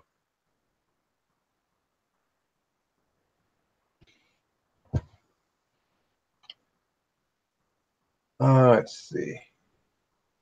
Forney cucking the callers. The ring is destroyed halfway through Return of the King book. Half.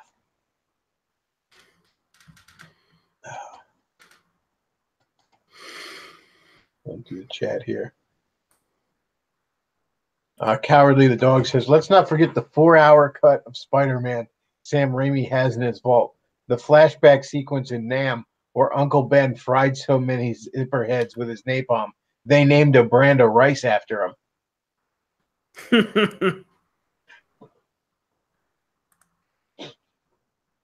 Oh, man. You know what they never released on DVD is they never released the teaser trailer of Spider-Man where he like captures the bank robbers get away in a helicopter and he captures them in a web between the two twin towers. Because obviously shortly after that teaser trailer happened, the twin towers went bye-bye. But they never released it on a DVD or anything. I think you can find it on YouTube, but so it's not lost to the world. But let's see. Come on, caller. I sent you a link. Hey, can you hear me? Oh, there you are. What's going on? Hey, good. I just heard you talking about. Wait. Before you talk. Yeah, man. Is that a monster in my pocket? Yeah, dude. I literally Holy shit, bought man, all I haven't the. seen those in forever. I had so many of those fucking things. I bought all the winged panthers off eBay for like 4 years, and now they're up to $10. They started out at 75 cents. Oh, man. I like that one. That's what I can't remember how you pronounce it, but it was like rock. It was ROC. It was this big bird creature. Oh man, he was my favorite. Yeah, they're awesome. They were talking about the guys that molded them were talking about sort of kickstartering a new series because there was a third series that they never released. I remember they did a second series that had more color and they were bigger. Yep. But I had so many of them, man. And they were like perfect size to fight against army men. Yes, exactly. Hey, they're awesome, dude, man. You just took me back with that picture. Yeah, like, man. I know. I had my monster in the pockets back. Well, dude, I literally have a giant box of like doubles and leftovers and shit. So if you send me your postal or something like that in an email, I'll ship them out. Do you have any rocks? A bunch of them if you want. Do you have any of the rocks? Man, I got. Yeah, dude, I literally. So yeah, of course, it's yours. It's yours. No sweat. Oh, that's fantastic. This is what we're talking about with the hunt, man. This is it. it's just even with the monsters in my pocket, like, growing up in rural Australia, right? There was nothing. There was fucking nothing here, right? So, like, I got into comics and shit when I was young, and as you remember, Spider-Man had 4 titles, right? Oh yeah. And instead of having, for those who don't know, instead of them having like part 1, part 2, part 3, all in Amazing Spider-Man, they'd throw part 1 in Amazing, part 2 in Web of Spider-Man through to the 4 parts, But the news agencies here, they didn't all get the same title, okay? So you'd have like part 2 in this store and part 4 over in that store. So as a kid, you'd have to like run around town or go over to the next town over and get the rest of the thing to have your full story. And whereas a lot of people didn't like that, like I fucking loved that. And again, like going back to right after the Clone Saga, they did it right though with the multiple titles where like each of the 4 titles were standalone and they were just stories that were running parallel to each other, and they referenced each other a bit. But when it came time for like a big kind of story that would sort of shake up the status quo, that's when it would run through all 4 books. Yeah, well, see, this is what fucking bothers me, man. You remember, because I've heard enough of your videos, I know, but like, everyone talks about what a fucking disaster the Clone Saga was, how terrible it was, and all this shit, right? But it had some of the greatest fucking stories of Spider-Man's history scattered throughout it, if you fucking actually get in there and read it. There are some real gems in the Clone Saga. There's a whole lot of bad stuff, though. Yeah. But I actually think it all gets lumped in as bad, right? But if you go into the letters pages, right, of your old books, like you go into letters pages, everyone's reading about, everyone's talking about how, like, oh, it didn't make sense. It was all convoluted. There was no plot and all this other stuff, right?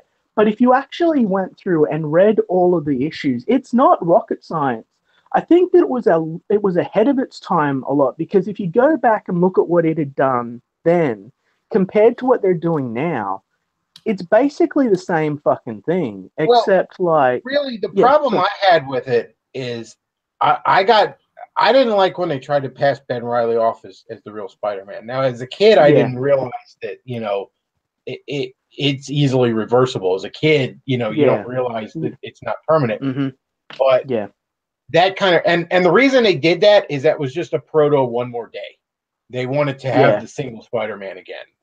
Because they wanted to get it back to. I did a whole fucking hour talk on why that was a disaster.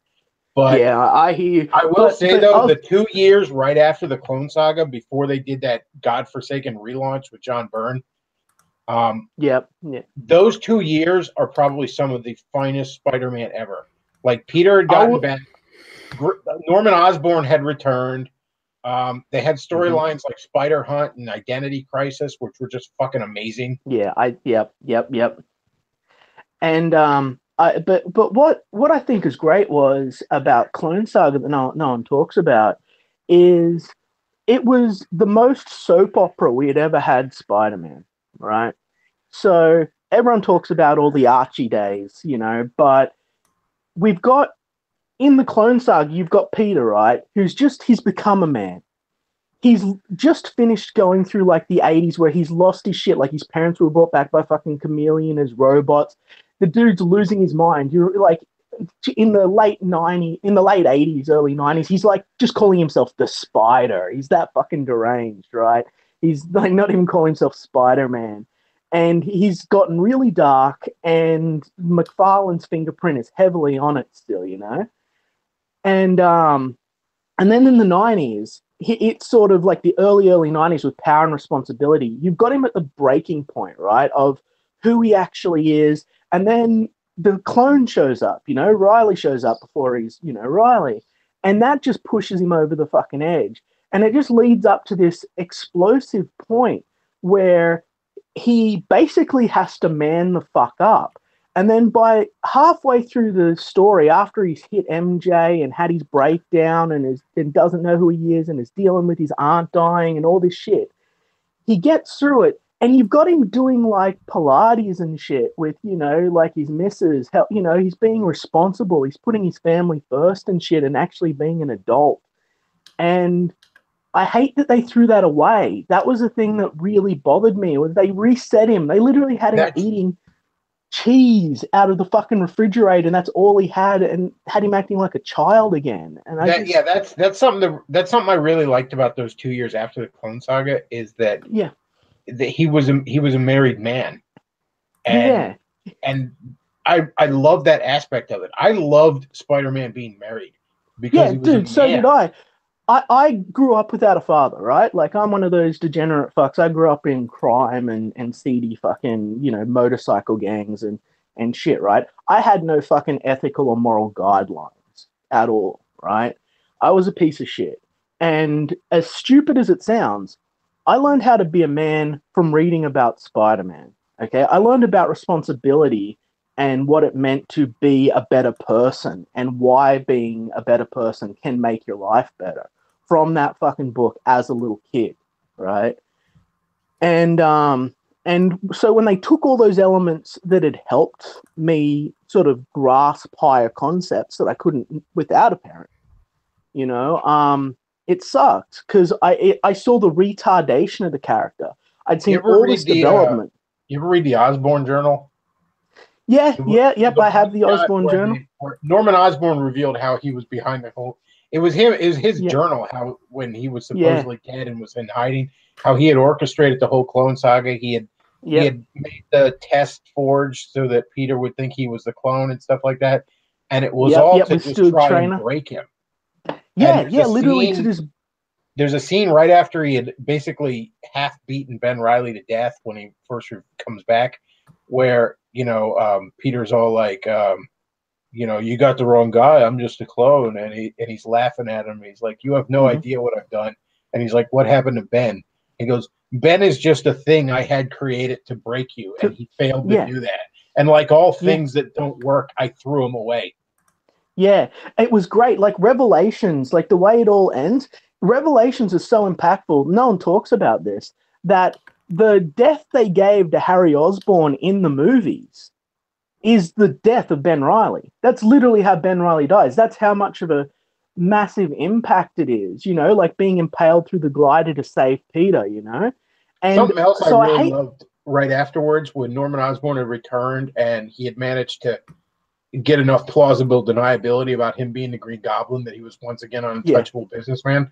I love that like Peter could just he couldn't touch him without violating his principles. And the one time he does, the one time he loses his shit, because like there's one issue there where Norman Osborn is fucking with Peter relentlessly, and he has somebody break into Peter's house when he's not home, trash the place, and he leaves a little green goblin doll on his bed, like just to fuck with him.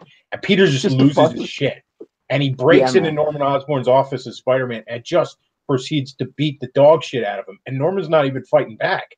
He's like cowardy. Yeah, and then exactly. It was great. The camera where he caught it all on camera, so it looks like Spider-Man just broke into somebody's office and beat the shit out of him. Beat the shit out of him, yeah, man. It was smart. That's why it sucks when he loses his cool. It totally fucks him over. And there's something very powerful in that when you lose your shit and you act a fool, you make things 100 times worse. It was worse, exactly. And it wasn't preachy. It was a lesson. It was a good story that you could learn from. Norman Osborn went out to the media and put a $5 million bounty on his head, and the cops were behind him and everything. Because, you lost your cool. You let somebody bait you into acting like a fool, and it cost you dearly. And that's an experience that most young men are going to have, on a night of drinking. Like, as strange as that sounds, Somebody's going to make you act a fool, or somebody's going to be baiting you and acting like a fool, and you need to step back and say, no, it's not worth it. It's not worth shooting somebody in the club because they stepped on your Pumas. Yeah, exactly. But okay, during that window, okay, do you remember that this is one of my favorite scenes of all fucking the history of Spider-Man, and no one ever talks about it. Do you remember the issue with Morbius in it where Peter Parker is on the train with Mary Jane? Yes. Do you remember the train scene? That is one of the greatest scenes that needs to be established in canon, and more people need to know. Fucking bitten by Morbius at this point, and he was suffering problems. He wasn't turning into a vampire or anything because Morbius is. He was exhausted, you know. He hadn't you know, slept in 3 days. It kind of fucked him up. He lost a lot of blood from it. He ended up getting an inner ear infection. He kept getting vertigo. So he was exhausted. So they're on the subway, and a bunch of Peter is you know, kind of asleep with his head on MJ's lap. And a bunch of hoods just sort of start crowding around him, sort of trying to act intimidating. And MJ just sort of stares them down until they wander away. And there's this internal dialogue with her that the reason she's confident is she knows that, you know, if he wakes up, he can, you know, I mean, the motherfucker can bench press a Ford F-150 without breaking a sweat. These guys are no problem to him. So she's confident because of the strength of her husband. And because of that, she's in a manner sort of protecting her husband as he's just to get him like 1 or 10 minutes more sleep, you know, because he's been working like so hard. Minutes. Yeah, and I thought, what a woman, what a fucking woman, you know, like wow. That's lost in favor of I want to retell the same Spider-Man stood up his date to fight Doc Octopus story a million fucking times. That's why we lost. Exactly, and it's such a pity. And then when they redid Renew Your Vows. Well, they redid The Marriage with Renew Your Vows, and I thought, you for real? Like, is this? I pushed for this for years. Are they actually doing this? And I read it, and I thought, holy shit! This is like reading like an '80s Spider-Man comic. And this is fucking lightning in a bottle. And what I really like about lightning in a bottle is the family aspect of it. Yeah, well, that's what I wanted, but I got really discouraged. Yeah, I got really discouraged though when, like, again in the first miniseries, we've got Power Pack and all this stuff from the '80s, and Venom even feels like '80s Venom, which we hadn't seen in fucking years. And I thought this is really great, but then we got to the reboot that they did, like the reboot of Renew Your Vows, like the sequel series, and they're like, oh, we're gonna give Mary Jane this spider costume, and we're going to like that aspect. I like the aspect that the whole family fights crime together. It has this sort of Incredibles vibe to it, almost Fantastic Four vibe. I've got this, But what I don't like about it now, the recent issue though, is they skipped ahead a few years, and now the daughter is in high school, and it's basically just turning into a poorer version of the Spider-Girl series. Exactly, yeah. Like the family aspect of it's been played down to just focus on the daughter. I've got to be up my ass about superpowers. And I know that sounds really fucking strange when you're talking about superhero comics, right? But once upon a time, you could have establishing and supporting characters that weren't superheroes and didn't have superpowers. They could actually be interesting people, and they were part of these characters' lives. Nowadays, Flash Thompson has gone through like 2 different versions of Venom, and, you know, is a paraplegic war vet, and he will never really be the character he was ever again. That's fair enough, but he's just, you know, he's a superhuman. I mean, everyone besides Robbie and fucking Jonah Jameson basically have superpowers or are superpowers or know everyone's superhero identity. And with the family, like the Mary Jane, I felt she was a really strong and really grounded character, and by giving her superpowers, they were removing a bit of that. But the main thing that again has me bothered is Peter's all about responsibility and shit, right? He's all about being fucking, you know, a responsible, you know, hero. So here's his fucking daughter who has superpowers, and if you read the issue with Mole Man, he's just like, yeah, I'm taking my daughter out, and, you know, she's having her ass kicked. He doesn't say that, of course, but like he's literally taking out this little girl and fighting like supervillains and shit with her. And I'm thinking, there's no way. She will never have a chance at a normal fucking life. Peter didn't even fight to give her a chance at a normal life. She'll never have like just school years and shit. Sort of the exact opposite extreme that they went to with when Tom DeFalco did Spider-Girl.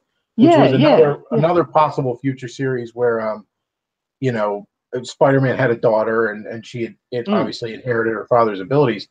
Now, with the little girl in Renew Your Vows, it's different because they established that these abilities were popping up early in childhood. So they had to deal with it. Yeah. Whereas with Spider-Girl, they went with sort of the mutant aspect almost, where it conveniently just sort of manifests in puberty. Like she was a teenage I just wanted. I I thought in wanted Spider Peter Girl, to say. Peter was too protective of her in that he just like, absolutely, you're not going to be a superhero and stuff. Yeah, but she and by then sort of she an was aspect by then where she was a grown woman, you know. By then she was a grown she woman. was a so, teenager. a teenager, yeah. So he's a little bit overstepping. But as a little girl, like this is a 6-year-old little girl. I'm literally sitting there and I was like, doesn't realize that it just, you know, like she's being wailed on by mole monsters and she's like 6. You know, like you remember playing with fucking Monster in My Pockets and she remembers being wailed on by motherfucking mole monsters, right? You know, like that's her childhood. Kind of a mindset where, I mean, it was sort of interesting where they kicked around the idea of having her like study at the Xavier school. Because it's like, okay, you want her to have a normal life, but at the same time, she's not. And Well, that's the sort of shit that they should have really gone, you know, in the direction of, you know, like as I know it's strange to tie a spider character to the X-verse and shit, but like that's a legitimate, like that bridges, I feel very strongly, you know, the concept of I just feel he's being a bad dad. It's odd because I think Peter's a good dad, you know, like, so it's just, I don't feel it was being responsible. I think the idea they're going for, what I read in it is that if he is too careless about it, it's because he genuinely is proud of her and wants her to reach her fullest potential. Like he knows she'll be a great hero and he wants her to reach that. And maybe there is an aspect where he's pushing her, but it doesn't seem like he's pushing her. In the more recent issues where she was older, and he was like, "No, we're going to be walking into this trap, right? Because sometimes you have to." I thought I was like, "All right, this is where we are. This is good that it's got to this." Yeah, but there's I just a line don't in there feel where like it was like this is probably a trap, and you know. He turned around and he goes, "You really think I don't know that? Like you think like this is my first day doing this? Yes, it's obviously it's most likely a trap. But there are times you have to walk into what's probably a trap because there's still that chance that innocent people will die if you don't." Yeah, and I thought that's the Spider-Man I know, and that's the Spider-Man I haven't seen in years, and years, and I miss that sort of grounded wisdom, that courage, and that responsibility that's what a hero is. You know, that's what a hero is. That's what a man is, you know? Sometimes shit's not going to work out good for you. Sometimes you got to lose, but that's life. You don't always get to fucking win. But yeah, man, like the other thing that I just want to touch on real quick here, just bringing it back to the Clone Saga real quick, was you'll notice a lot of the criticisms that it gets, right, is it'll say, oh, Ben Reilly's trying to steal the life of Peter Parker. Ben Reilly, and that was never the character. In fact, that's fundamentally the opposite of who he was, right? Like literally in the like second or third issue or whatever it is when he shows up, he literally like rocks up, looks in the window, sees Mary Jane and Peter kissing, and it was all like, holy shit, like if I'm a clone or if I'm not really Peter, and I come barging in here, I'm going to destroy their life. And I don't want to be an asshole. So I'm just going to leave and go on the road for 5 years and let them be happy because he loved Mary Jane so much. And he didn't want to upheaval the life or be a burden. So he like fucks off. And even after he finds out that he's supposedly the real Peter, he's all like, no, I don't want Peter's life. You have a wife and a child. I'll just keep being me. And I'll support you. And they were like brothers, you know, they were like fucking brothers. They were genuine friends and shit. And you don't see that shit anymore, anywhere. And like Cap and Tony are like fighting. And it's like, if you guys have been in the Avengers for fucking 20 years together, you're like best mates and shit. When shit goes south, you say like, hey, dude, what the fuck? You don't like punch him in the fucking face. What I liked about, I actually like the Civil War aspect because there is an aspect where the best of friends can very easily become the best of or the worst of enemies. You know, I mean, hell, Magneto and Xavier were best of friends. But I also like the fact that when the dust settled and when shit calmed down, Cap and Tony were very easily able to just, shake hands and say, okay, yeah, we both got a little out of hand there, didn't we? Yeah. And that's male friendship. There are times that male friends, and I mean, kids on the playground especially understand this. There's times when your best friend on the playground, you and him punched each other in the face quite a bit. I suppose being a cynical old man, I feel that's childish. I feel like as a kid, that's where you are, but like as men, as grown-ass men, I feel like if you've got an issue with your sort of mate, you should talk it out a bit. The problem is that's not very fucking interesting from a reading point of view. Well, yeah, and you have to remember that, I mean, the superhero genre by nature is going to be melodrama more often than not. Yeah. It's also, I mean, you're dealing with, crazy cosmic life and death shit all the time. So, stakes are high. Yeah, that's true. I'm sure there's Civil War. soldiers that are very close and all in barracks end up, they take a punch at each other or something because, energy's running high. Yeah. But then they probably get each other a beer afterwards and they're fine. Yeah. I guess it's I think the best example I've seen it done was by John Mark DeMatteis in, I want to say it was Justice League 2000, whatever the hell it was, the future book they did for a while. And there's Fire and Ice in it, which are these two obscure characters, which people don't really know much about unless they're old school. Yeah. And they're best fucking friends, right? And they have this fallout where they're going to fucking destroy one another. And it builds up for a couple of issues. You think there's going to be this big fight. And they're ready to like fucking take each other out in this classic superhero battle of, head to head. And then they realize that they've known each other for like 30 fucking years and they're best friends. And it's just fucking stupid and juvenile.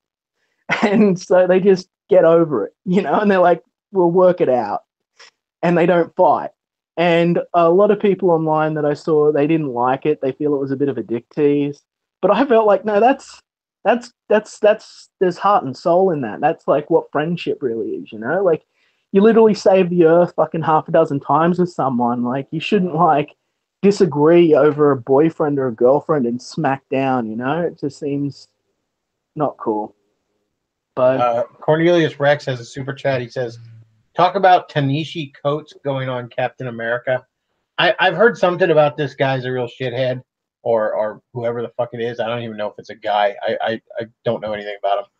But yeah, I've heard that the new writer, as much as Marvel. I forgot I was muted there. I was going to say, if I didn't want to cut you off, I want to explain who this guy is if you let me. Oh, go ahead. Yeah, that'd be appreciated. Yeah. Yeah, I don't know shit about him either. He's a commentator for the Atlantic. He's basically a typical example. Blame Whitey for everything. We're all doomed. Bitchy social justice warrior, and he's also not very smart. He actually got bullied off of Twitter by Cornell West recently. Yeah, Marvel's doing something in May called the Fresh Start, where their new status quo, where they're trying to move things back. They're trying to backpedal away from a lot of the shit they've done.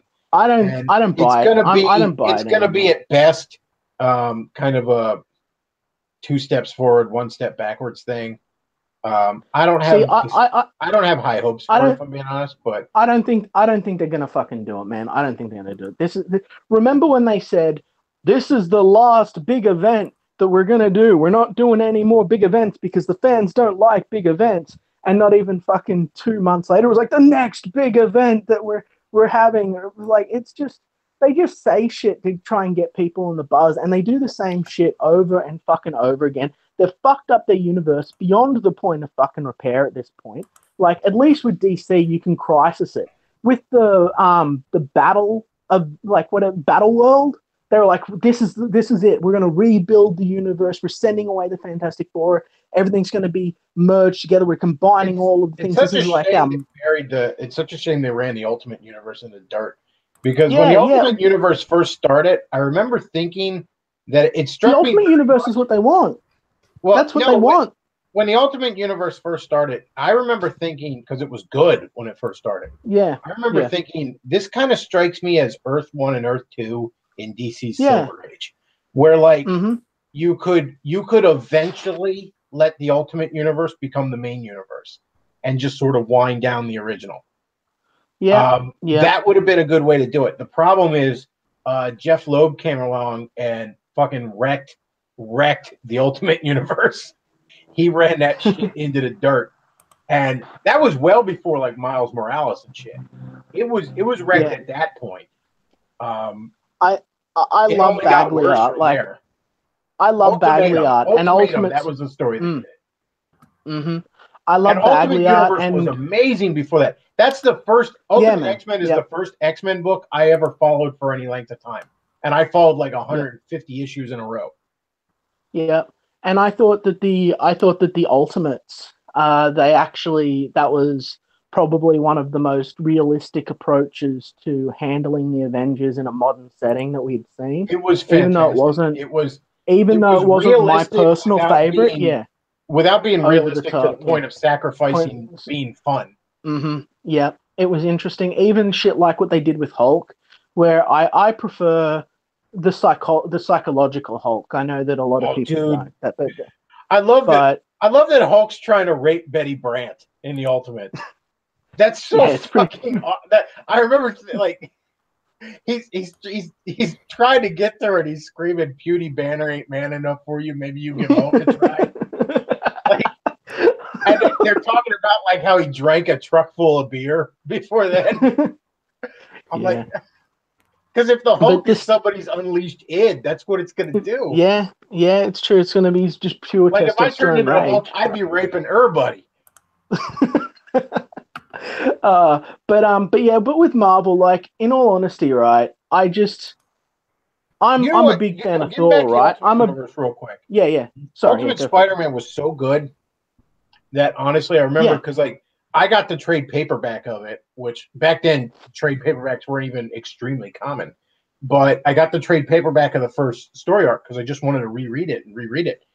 And I loaned it to a buddy who ended up loaning it to a buddy who ended up loaning it to a buddy. And remember, this is before the Spider-Man movie, so Spider-Man's not that well known to everybody.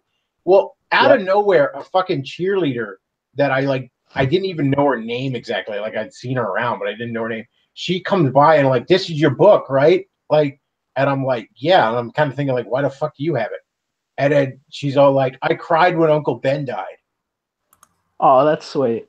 I know. I was like, holy shit. Now, when you were getting the single issues of Ultimate Spider-Man, I assume you got some of them. Did they have the harder covers Did they have the harder covers like they did over here, or were they floppy? They had the hard covers up until about issue, like somewhere in the 20s or 30s. Then they switched to the covers. I got all of them when they first came out because Spider-Man was in the dirt when Ultimate Spider-Man came out. This was during the height of the John Byrne relaunch when things were really, really bad. Like MJ had supposedly died in a plane wreck, and Spider-Man was. Oh, homeless. That was fucking. I remember as a little kid. Well, not as a little kid. I was a young man, but I remember sitting there. I'd become so jaded from the Clone Saga because it was this massive conspiracy, and I expected Spider-Man to be a conspiracy book, right? That I remember opening up the panel, opening up the book and looking at the panel where the plane explodes, and there's this tiny little black line with a dot on the bottom of it that's separate to the explosion that's coming out of it. And I remember looking and going, oh, there you go, she's out. They drew it in there so they can do it later. And I just thought, and by this time they were divorced, I want to say. They were they were fighting. Like immediately after the John Byrne relaunch, they started fighting like cats and dogs. Yeah. It went back to this stupid shit where like MJ is mad at Spider-Man for like it's like this stupid kind of drama that some writers would do where it's like MJ's mad that Spider-Man's blowing off social obligations to be Spider-Man. It's like, yeah, I'm sorry I missed the party we were supposed to go to. But you know how we're all not dead? That's me. Yeah, and that's the thing, right? That was the thing that was the thing that really dealt a blow to me, again, was coming up through the Clone Saga into the later stuff, was I'd watched this relationship go from the rocks, right, in the 80s, to become, without question, the strongest superhero marriage in books, right? It was the one. And then they just undid all of that development and had her going back to being a whiny, bitchy, upset, me character. And I thought, this isn't the character I knew. Like, this isn't the MJ that would sit on a fucking train and stare down a fucking group of hoods to give Pete an extra fucking hour of fucking extra, 10 minutes of fucking sleep. This is not the same character. And it was just such a fucking pity that they had done it. They just did away with it all. And I know that the relaunch was rough. I understand you've got to have certain changes to keep things interesting, but the problem was they had lost a lot of readers during the Clone Saga. And as good as those years were after the Clone Saga, and you also have to remember this was also right after the comic bust of the mid-90s. So numbers were low. And they wanted to get those numbers back, and all you needed to do was have a relaunch. If you'd have just gotten a new number one, for Amazing Spider-Man, which was the first time that had happened.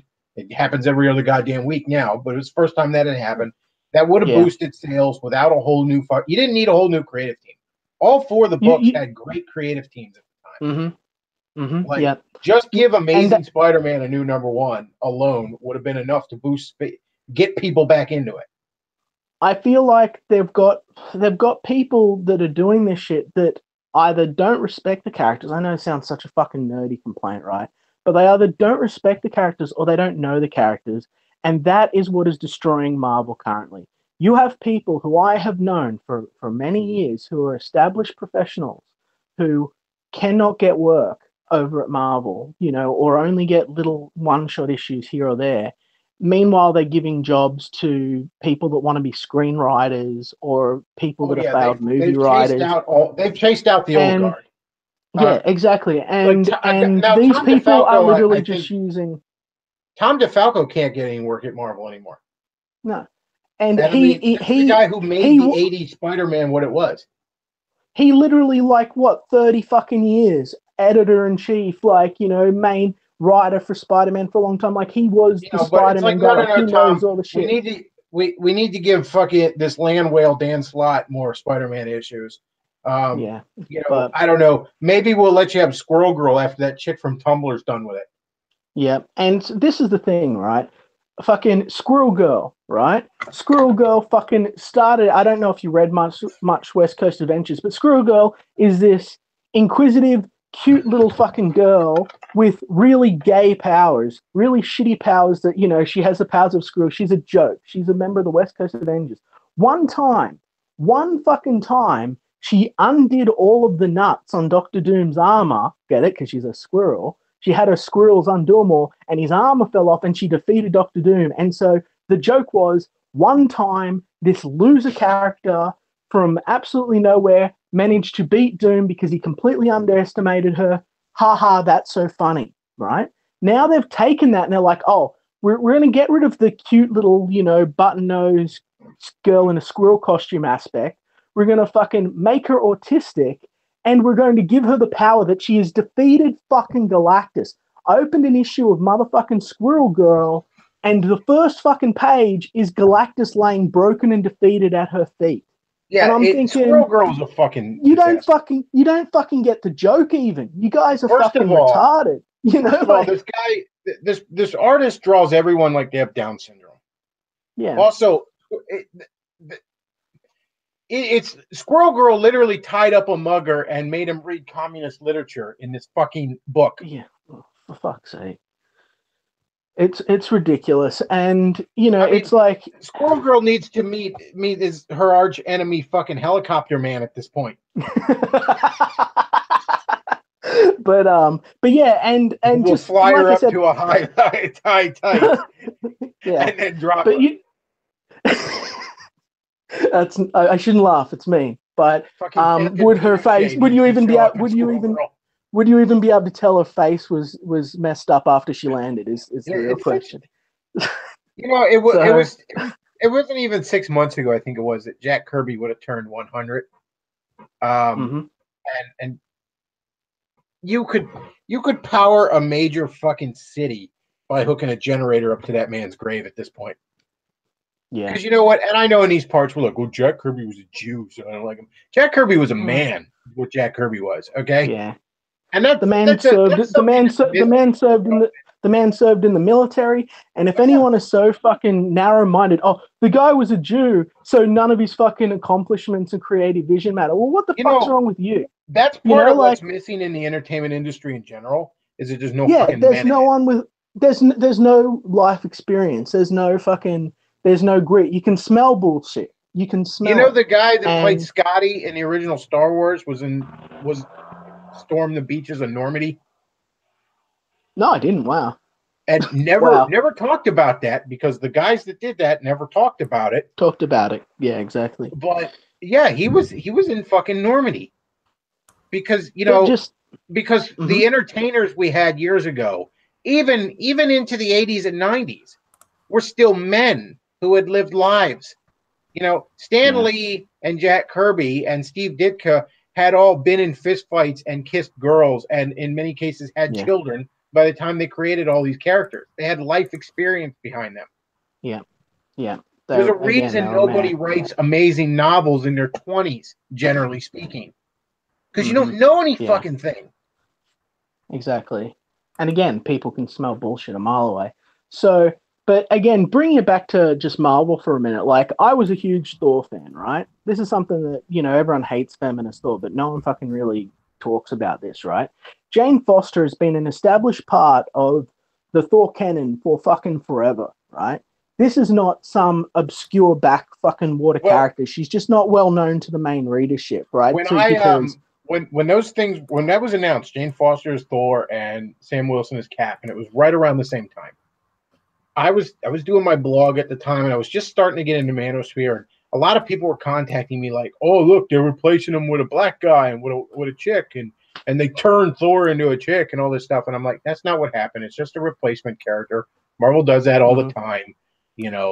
Sometimes they turn out really well and they get their own MO, like War Machine or Thunderstrike or US Agent. And I'm like, it's no big deal. What I didn't realize at the time was, because Jane Foster taking over as Thor is no big deal. But when it becomes gender studies, the fucking comic book, that's the problem. Well, the thing is, Sam Wilson as Captain America becomes Black Lives Matter, the comic book, that's the problem. That's not Jane Foster. That's what pisses me off. That's not Jane Foster. Not written like Jane Foster at all. And the fact that she's dying of cancer.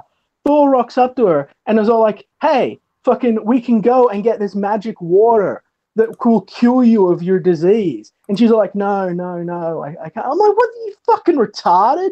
What sort of fucking bullshit insanity is this? What sort of person goes like, "Oh yeah, I can go over here and get this magic cure to cure your fucking ailment so you don't die"? And she says no. She says fucking no. She's instead going to get chemo. She's going to get fucking chemo that doesn't even work because she knows that it magically turns it back off every single time she turns into Thor. And she lies to fucking Thor's face. Lies to the man's fucking face, who's basically her fucking lover and greatest friend of fucking her entire life. Right? Yeah. Like, let's for compare what that reason? for a second to another cancer death. If you ever read The Death of Captain Marvel, the superhero Captain Marvel, Marvel Comics, he had very late stage cancer, and much of this graphic novel is dealing with the idea of all these superheroes as colleagues come together and they're trying to cure him. And I mean, you got Doctor Strange and Reed Richards and Tony Stark and Beast all working on it, magic and science all trying to fix this, right? And the reason they can't fix it is that these cosmic bands that give him his powers, right, for the longest time held his cancer at bay, but eventually the cancer mutated to the point where it couldn't, the bands couldn't hold it at bay anymore. So what you're telling me is he had cosmic cancer. Well, no, what was going on is every attempt to cure him was sort of blocked by the bands. But if they were to take the bands off of him, he would die instantly. Like, he was that sick. That the bands were the only thing keeping him even remotely alive, but they were also the thing that was preventing any kind of more permanent cure. And when you've got magical superhero science, that makes all sense. Kinds of magic and super science and all, but that's decent, plausible writing. Yeah, exactly. Doctor Strange just can't zim Zolivin and make his fucking cancer go away. Her not wanting a fucking cure out of vanity, There's no other word for it. Yeah. There's no other fucking word for it. You know, like, it's not like he had to go to the depths of the 9 motherfucking hells and face the great world ender, like, he literally just had to fucking go over here, and she wouldn't fucking take the magical fucking cure. And it bothered me because when they brought Thor back after Ragnarok, like way back in Disassembled, which if you haven't read that, that's fucking great. Go read that. Like, they brought him back, Stravinsky brought him back, and the first, like, I think it's like 20 or so issues is fucking amazing. I was like, this is Thor. They brought Thor back. This is fucking incredible. And they just ran it into the fucking ground. I'd say, even though it might not have been one of their best-selling issues, I don't know, but it was certainly one of their strongest titles. Even up to Siege, it was still going strong. Oh, yeah, and it was fantastic. It was one of the best things after Civil War. And then they just ran it into the nose with this. And again, like you said, gender studies. And it bothers me because they completely disregard the actual, universe. For instance, like, we had Valkyrie, right? Mm-hmm. Who you could literally just swap. You could literally, right now, swap fucking She-Thor for Valkyrie and have told the exact same fucking story. Just have her cursed to have a mortal form, have her mortal form end up to have cancer for some reason. It's shit. She's got to go through it. And, but it's Valkyrie, an established character we know who has all the fucking same powers and shit. Instead, we've got, I fuck you not, I don't know if you've read this or not, we've got She-Thor carrying the hammer of the motherfucking Ultimate Universe and the hammer of the mainstream DC Universe. So she's got 2 fucking hammers beating the shit out of Volstagg.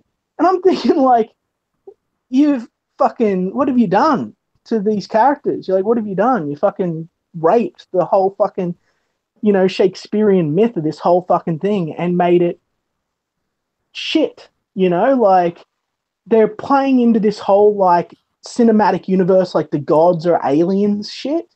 And well, in all fairness, that's been established well before cinematic universe stuff. Yeah, but that was like mid-90s. They really established that. They were still presented as mythic entities. Yeah, they still were primarily. They still acted like the mythic entities, like gods, as opposed to now they're essentially acting like the Shi'ar with funny hats. Like that's what the current fucking Norse pantheon is, and the Asgardians are in the DC in the Marvel universe. And it's just a pity. It just feels like a waste. I know I've been on, and I apologize for ranting and raving. The audience might not, but I was having a blast. Yeah, it's all this shit that they could easily fix. They could easily fucking address it. Oh, that's the thing. Marvel and DC could turn their sales around in a heartbeat if they really wanted to. Superheroes are popular right now. Now, yeah, not everybody who goes and sees the Avengers movies and thinks they're great are going to go pick up an Avengers comic, but some of them are. No. Not everyone who goes and watches Arrow and thinks it's fantastic is going to pick up an issue of Green Arrow, but some of them are. And the fact that these comics aren't selling better than they are is indicative of what shit they generally are. Now, again, there's good comics. Scarlet Spider is decent at Marvel. Venom is decent.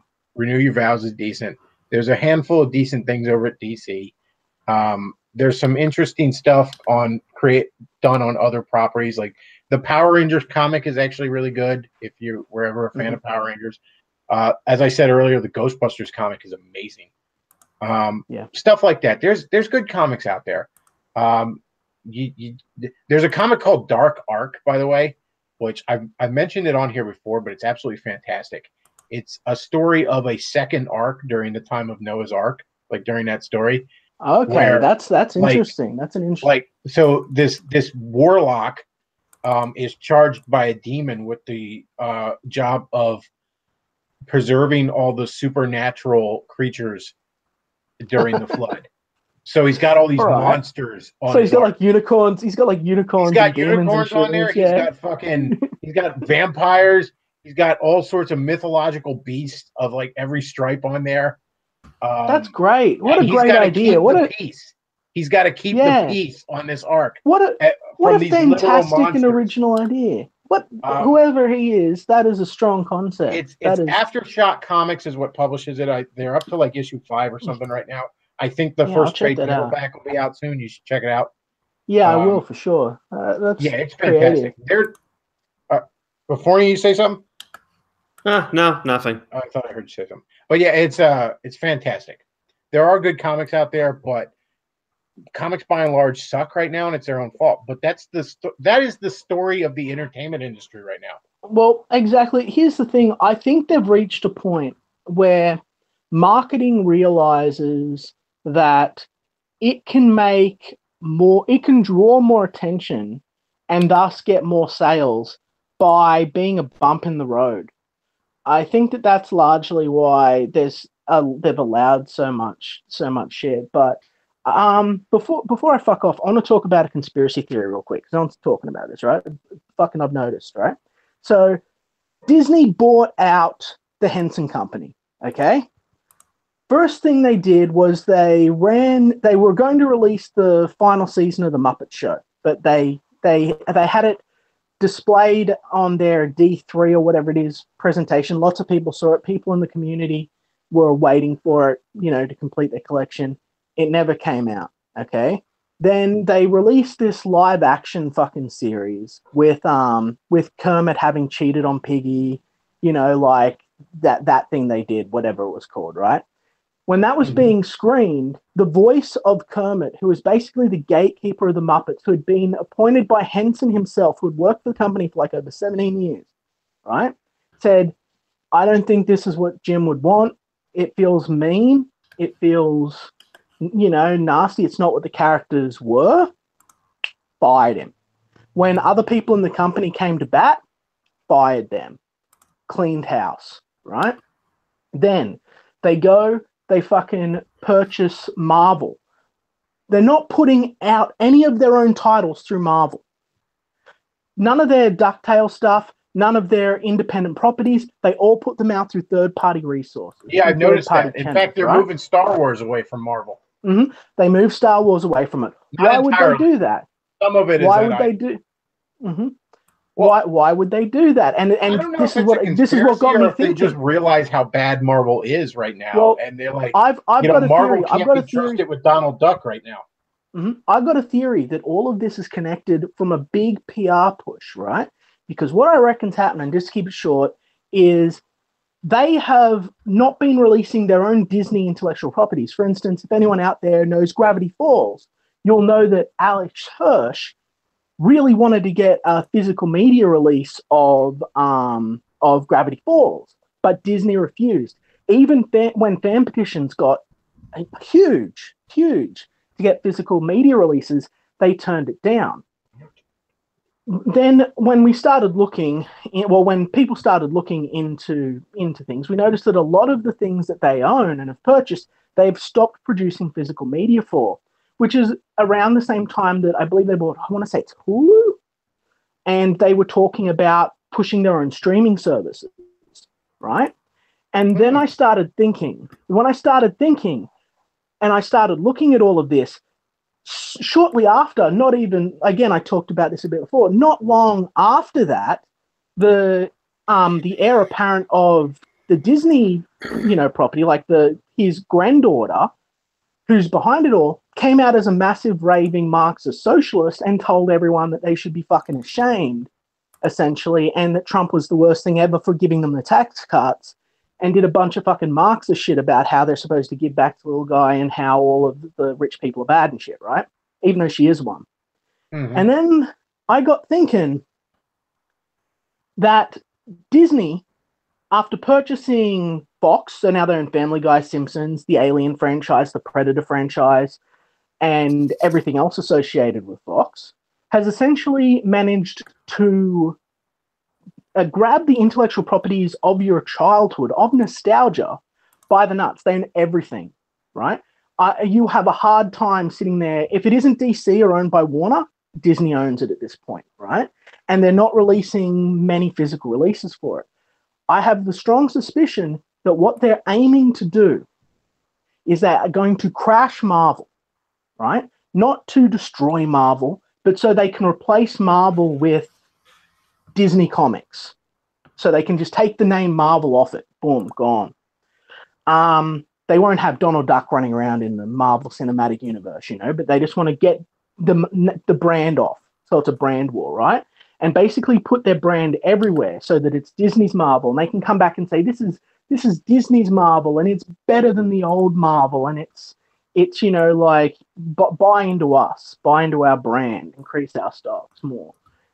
And they're cutting down production of all of the physical media because they're going to run streaming services that they can essentially resell the same shit over and over and over to people by controlling the means of production of like physical media of pretty much everything.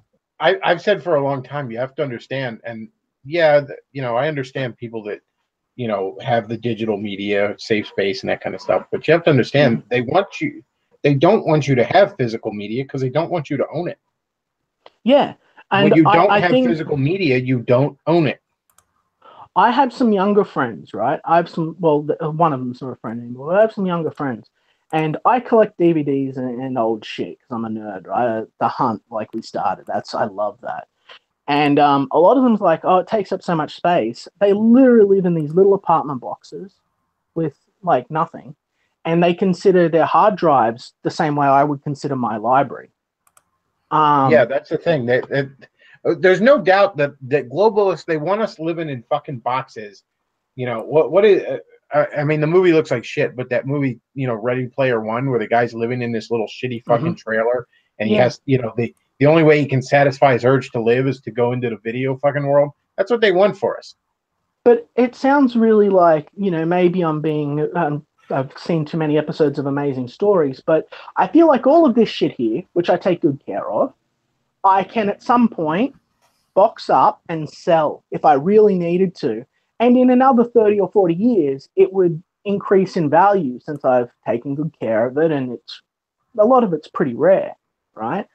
But like it's an investment in what I have, but I feel like you can't invest in a hard drive. I feel like digital like media, which is what people are using now, like with CDs and music and everything, right? I feel like that's just it's server space. You don't own it. That you rent. Yeah. Because here's the thing, if you own something, you can sell it.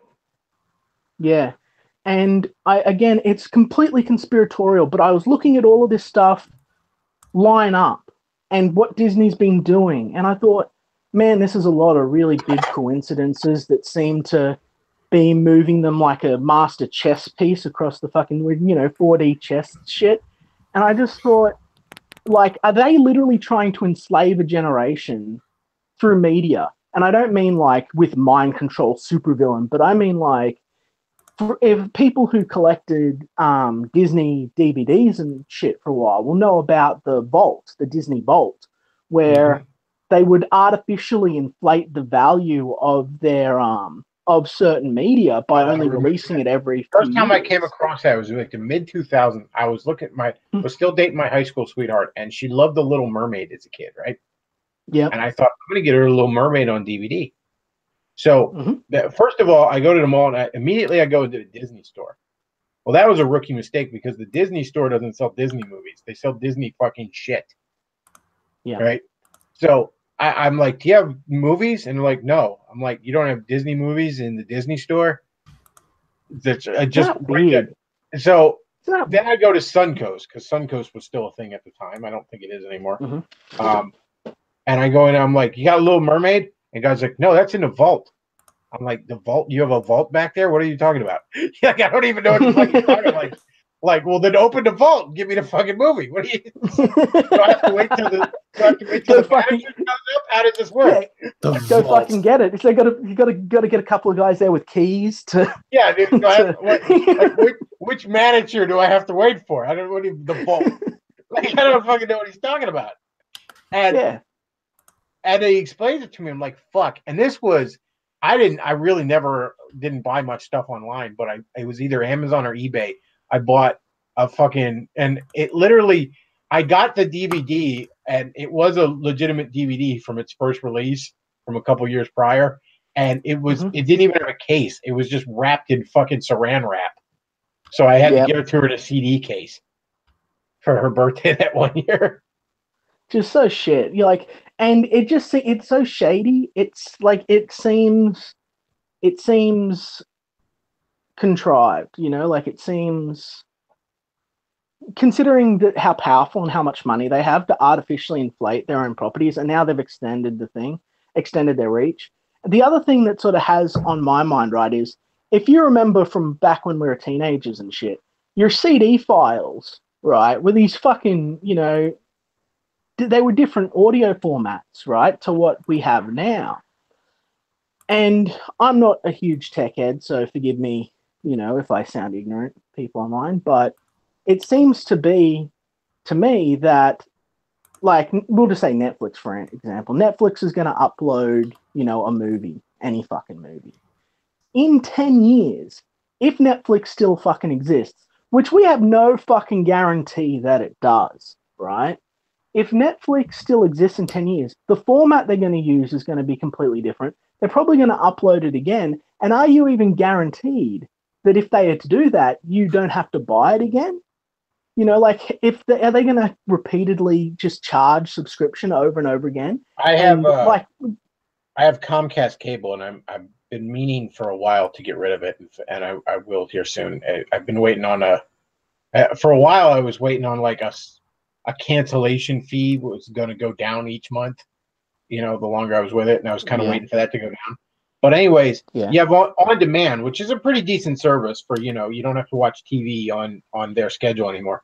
But when new movies come out, you can rent it on demand, $4.99 to rent it for 24 hours. Okay, pay-per-view, I understand that, that's fine. Or for $8.99 or something like that, or no, I think it's the full price of a fucking movie. I think it's like $20. You could buy it. What do you mean buy it? Yeah. It means you can have it, you can watch it whenever. Yeah, for as long as I have a fucking Comcast account. I don't own something if I have to keep giving you a monthly fee to have access to it. Yeah, that's exactly it, eh? And it seems like they're trying to, again, enslave a nation to their media. Like, and I don't mean like have everyone in fucking shackles and but I mean like. But they don't want you to own anything. I buy I spend $10 on the DVD when it comes out. Boom. They want you to be like Skyrim fans, buying the same thing a million times. Yeah, exactly. And then they want you to buy it a million times, and when the company gets bought out by another company or replaced, you got to buy it again. And you might not realize, it's $2 or $3 here or there. But when you add it up over the course of your lifetime, you're going to be spending hundreds of more dollars and have nothing physical left to. And again, my kids probably aren't going to want to watch fucking Berserk, but I can pass it along, like I can pass this shit along. I have something of substance, something physical. Well, we've gone on for a while here, and sorry, man, pestering the hell out of me to go out, and I can't. I don't think I can hold them any longer here. No, dude, so it was I want to thank talking. Everybody. Thanks for calling. This was, I don't know if the audience enjoyed it as much as I did, but I found this fascinating talk. Well, I thought it was interesting, even though I didn't really see I've been meaning to call up for a long time, but I just got a new tablet and Twitter about getting that rock though. Like, holy shit. Yeah, no. Dude, as soon as I saw that, I got so excited. Like, I instantly flashed back. And I was like, oh, man. I was like 7 years old again as soon as I saw that winged panther. No sweat. Exactly, man. No sweat. I'll get it to you for nothing. What was the name of the one that was like the Egyptian statue with two heads? Oh, no, it was Aztec. It's Aztec. Oh, he was an Aztec statue. That's right. He's an Aztec statue, and he asked me his fucking name. He's got like this stuff with T. It's fucking, I have no idea. It's like this fucking bizarre name. He was one of my favorites, too. I had him, the Rock, and the Winged Panther were like my squad, and I had them fighting army men all the time. Yeah, awesome. I'll send you a bag of shit. I've got heaps. I literally they were all 20 cents at one point, so I literally just kept buying them in bulk and throwing them in this big box. All right, man. Well, everybody, if you enjoyed this show, this went on a lot longer than I thought it would. Sorry, guys. No, I think it turned out good. Awesome. But if you enjoy the show, check out the Patreon down below where you can become a regular supporter. Check out the PayPal where you can send me a one-time donation. You can check out the Amazon wish list where you can buy me stuff. I don't know. Maybe I should put some Monster in my pockets on there. And give mammons. Yeah, give mammons, give shekels, need them shekels. And thank you to the folks that did the super chat. Appreciate that. And folks, that's all we got for tonight. I gotta go let this dog out. And thanks for listening. Bechtloff out.